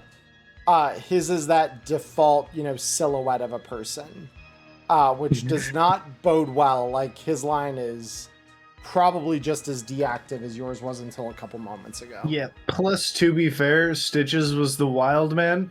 Toma would probably doubt that he could live 12 years on his own without backup. Fair. Yeah, so it's still uncertain, but yeah, at the very least, his account seems inactive. Okay, and what about the old man that actually like runs the boat? Because we haven't touched on it in forever. Because I talked to that guy as little as possible. Yeah, right. Even now, I am not calling him. I do not want to ping him. I want to see if his contact is real. Yeah, I know. Cheapskate is very much a. He is a real contact. He exists in your contacts book. And unfortunately for you, he does have an icon that seems to be something that he set up. So that's not entirely certain whether he's really kicking it in any meaningful way, but at the very least, his account definitely seems active. So It's the double-edged double-edged sword, because that's basically like the equivalent of like a main fixer. So dude would know like everything about me. But to talk to him to essentially get my memory back, I'm going to have to know for sure whether that fucking dead is real. Okay, question. Yeah. I know you mentioned amnesia. What'd you say? Amnestics. Yeah. Amnestics, thank you. Yeah. In spite of this, could I try to honestly just power through and just roll a concentration check? You could. Just to see if I... Even, I will say this, even on a success, these memories will be extremely vague, but you can try. Yeah. Fuck. Okay. So, yeah, and obviously you have been probably in the car ride back here, because it would have been a good hour to get all the way down from the north end of the city back to what is now Dogtown. And it's the same fuzzy halo of memory that you've got. For you, there are these like brief flashes of lucidity in your memory, but they're like the deep stuff. They're like the odd little bits of like when you were driving through the city, it'd be the odd scent of something, like the smell of a baked good, or the scent of when you pass by that particular building and it gives off this like really specific kind of chemical scent.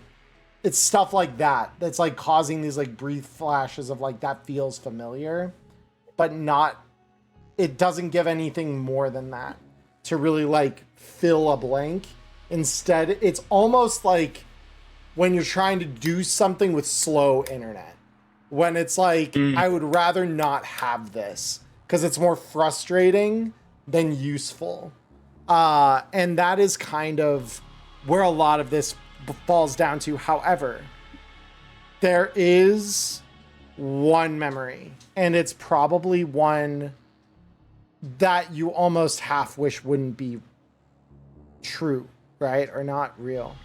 As you push against that thick molasses of like memory void in your head, you remember a face far too real to be fake. A man wearing a Militech uniform staring up at you, blood streaking his face in the middle of the night under the light of a flare gun going off in the background. And you compare that against what you understand to be true here, which is that you left Militech after everything went down in late 2045. And that, it seems, very much still is true. Oh, yeah, and God fucking damn it. God fucking... Yeah, so the trauma, as it turns out, kind of real. But the rest of it is just those really vague, nagging sensations of like, why don't I know this? I should know this. It seems so familiar. It looks so familiar. It smells so familiar. But none of it rises to the level of like memory. Fuck. Axial. Is there a I guess the next logical step before we can even start talking about a plan moving forward is, you wouldn't happen to know a fixer, would you? Someone you're preferably chooms with? That's definitely a question for Owen. You see, I typically just do the talking. He does the planning. And you hear, because there's a couple of TVs kind of at the back of the bar. Like, it looks like at one point this was probably an old sports bar or venue bar of some kind. One of the TVs flickers to life, and Axial, you kind of gotten used to this by now. The rest of you, it might not feel quite so great. You suddenly see that same face you saw in the simulation kind of flicker on one of the TVs. I kind of serve as fixer for the crew. If you need to know something, I've got a pretty good idea what's going on. By the way, we finished cleaning up the server farm. Only lost 2 people in the middle of all that. So training paid off, it turns out. Defour is... Defour is losing their touch. But one of the 2. Yeah, we're just that good, and you know it, and come on. Yeah, I don't want to count on it. Not until we've got a better foothold. Right now, we're still doing these little sortie strikes out from a defunct bar in one of the poorest districts in the entire city, but beggars can't be choosers, I guess. No disrespect, but I mean, are you able to like source shit, or like, are you got jobs? Like, I mean, what's... I got info, and if it helps, money doesn't mean a whole lot to me. Let's just say the same crazy wirehead that lit half the city on fire 30 years ago thought it was smart to leave some people behind on the other side of things to keep an eye on everything, make sure that things didn't ever get too out of hand. And while some of us AIs have had to stay on the DL in the wake of all that, we're still around. Some of us. Okay. You to keep... All right. But yeah. Okay, so while you're sort of like, I see you struggling to figure this out, I'm just gonna sort of like look at all of you guys and like, look, it's been a long fucking day. I'm sure you have a ton of questions, but you guys should probably just sit the fuck down. All due respect, apparently, I've been asleep for the past 12 fucking years. The last thing I want right now is a nap. As much as I would love to unclench my shoulders right now, it's not happening. Cool. You won't mind me then, and I'm gonna see another chair. I'm gonna slide it on the other end of my chair, put my legs up, and put my hands behind my head. Yeah, slump down. Yeah. Yeah, no, I know exactly the way you're doing it. Well, I get the idea of how you guys feel. So, as much as Exiel won't be partaking in assisting you, I will gladly help. Because I have seen the city go from shit to shittier over my like 50 years of living. Mm-hmm. Also, yes. Oh, go ahead. Sorry. No. Go ahead. I was just gonna ask if like I could, because they keep mentioning this Netrunner, and I was gonna see if I could make the connection. But you go ahead. Because yeah. No, just one request. Can you reach out to the guy who delivered the immunoblockers last time? Or at least rapid detox? Yeah, let me have a look. And like goes in, and like you can see that they're like clearly almost like they're thinking about something really hard. So yeah, bad news about that Ripper. Voodoo Boys didn't like him very much. Looks like they may have ripped off his head and put it on a spike down in Pacifica proper. So that's It's a lot worse than when he was mugged outside the building, I guess. Yeah, well, to be fair, he was the one who decided to piss in front of their church at the middle of the night. He was drunk. But that was probably not the right spot to do that. They did not take that lying down. So, about sourcing it, give me a few hours. I'll see what I can do. Yeah, that's a problem. Yeah, I'll be back. All right, Dune. Thank you very much.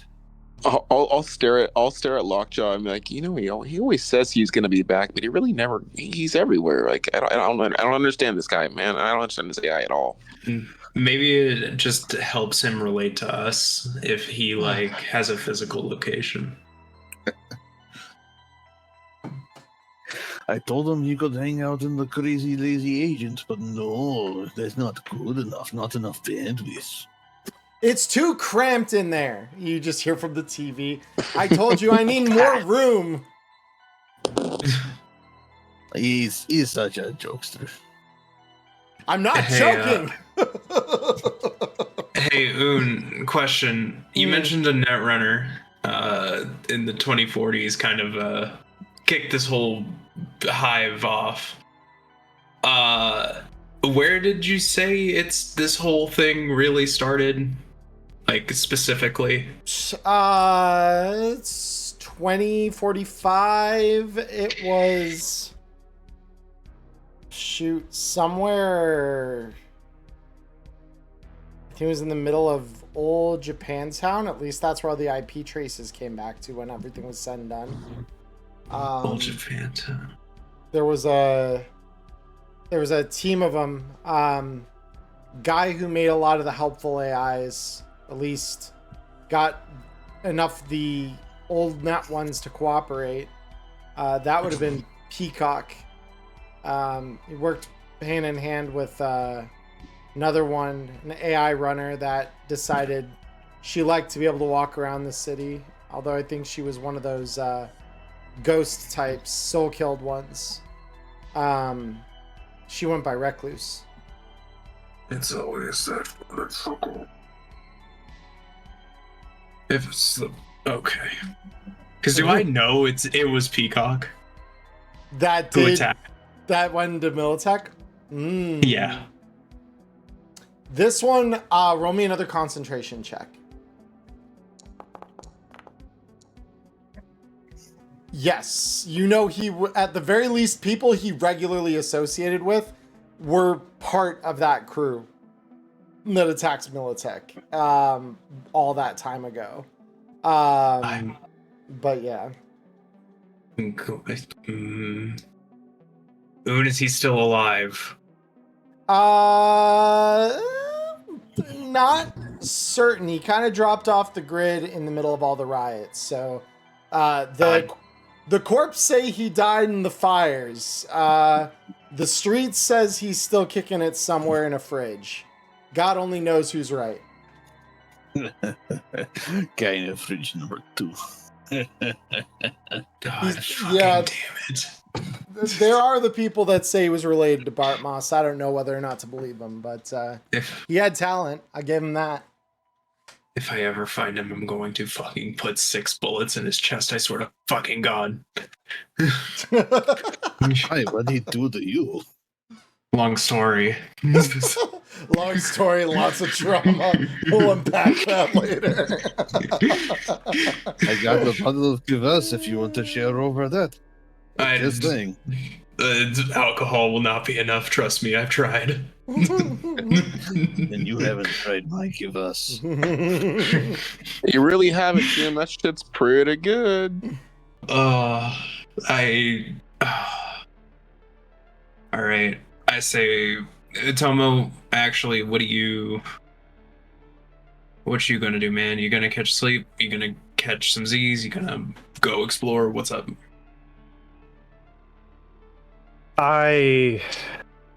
I need to get my head back on straight. I'll be back in a bit. And he's just going to start walking toward the door. This is the point where I would like to do my favorite thing and ask for a weather roll to find out what I'm going to walk out into for my thought cleansing ride. Yeah, let me pull up Night City weather really quick. Ghost, did Tomo take any damage during the fight? No, not at all. Okay. Yeah, no, he kind of tanked shit like a boss. I was gonna say if he had taken damage, I was gonna toss him a band t-shirt. Like, put this on. So for it is September. So on a 5, it is a warm day in September, about 70 degrees outside right now. And overcast. So it is kind of one of those warm, muggy, kind of late summer days. Perfect day to just go for a ride and think. And the idea is just, it's going to be a long ride. Like, he wants to go around old stomping grounds, see how much of it has changed, how close the actual simulation was, try and jog his memory back. Like, he's just going to be all over the place until he needs to start turning around to actually rest. Yeah. Roll me a concentration check with a +2. That would be in. Ooh, Will, I actually have some of that. Will with a +2. I think concentration is also a default skill. Yeah, okay, cool. So as you ride around kind of the city coming back to you, knowing that you're kind of you've always been kind of a child of two worlds, right? The Flotsam is where you've spent a good chunk of your time. The city is the other half, because you always kind of found yourself always coming back to Night City. Even though you did plenty of offshore salvage rigs and stuff like that. One reason or another, the city has that magnetism to it. It just always has called you back. So as you ride around, you find these old, bars where you would frequent when you would come through certain districts. Find your way past old skate parks that you'd come to kind of ride even before you had like a hoverboard or anything like that, where you used to go with Stitches. Yep, that's what I was about to say. He would be the little brother that, if you've ever seen at pretty much any skate park, there's always a bank on one of the corners with a bunch of teenagers sitting on it. Yeah. He would be the one kind of sitting there with a board under his feet while Stitches went crazy on shit. Right, exactly. And so there's that painful acknowledgement in the midst of this that some of those really happy moments might not have happened, right? And while the absolute of that, whether or not that was really what happened or not, has yet to be sorted, one thing you know for sure, Stitches was a real man. You stood side by side with him. And as you kind of skate past some of these places here that were precious to those memories, each one rewards you with these brief flashes, lucid flashes, through whatever amnestic cloud Rockland or the NCPD gave you. And they all kind of confirm the same thing. Stitches was real. He lived. He might still be around. Yeah, I was just about to say, it's kind of a bittersweet thing to remember, because like you said, when I checked the contact, it was kind of grayed out, like his stuff is shut off like mine was. But then also in the back of my mind, even if you die in the simulation, like there's no reason to, if you die in the game, you die in real life, they just put you in sleep mode for the rest of your sentence. Why would they kill a battery? Wow. So yeah, he might still just be alive in a tube somewhere, and so whereas in the simulation he came back to Night City to find his dead brother, now it's like there's still hope that he's somewhere in the city, even if that is just finding his corpse somewhere. Yep.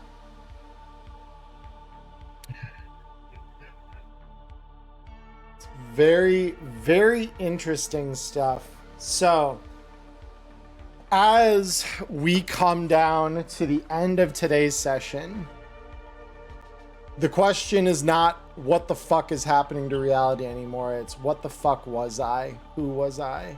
How much of that was real? And even though we're going to need to take a couple weeks off, because as I mentioned at the start of today's broadcast, I will be just back in town for like less than 24 hours when we would run next week. So I am not doing that to myself because I'll have no prep time this week at all to get things ready for it. So we're not doing that. The next week I got a medical procedure, guys. It's going to be fun. It's nothing serious, but it is going to take me out for the evening. And then after that is the 4th of July. So that's 3 weeks in a row. So the next session of Neon Inferno that we are playing is in just about a month, on July the 13th. That is when we will be back in action. So, for tonight's session, and Cody, thank you again for playing with us tonight. It's been a blast having you. As always, you are welcome back anytime, now that you have a very established part in the city here. So feel free to record what I'm about to say as far as IP goes for your character. But today is an 80 IP day. You guys got through a mercenary level threat. No one died.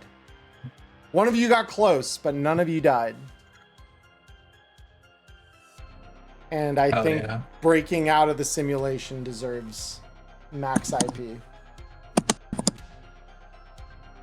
Right on. But with that said, gentlemen, this is at the very least where we end this part of the broadcast. So if you're watching this on YouTube or Spotify, thank you for watching. I would invite you to like, follow, subscribe, do all the fun things that the social media platforms want you to do so that this thing gets out to more people. That is incredibly helpful. And of course, if you want to support, you can either join my Patreon. You could, in fact, use my promo code over at talsorianstore.com, which is the official store of our Talsorian games.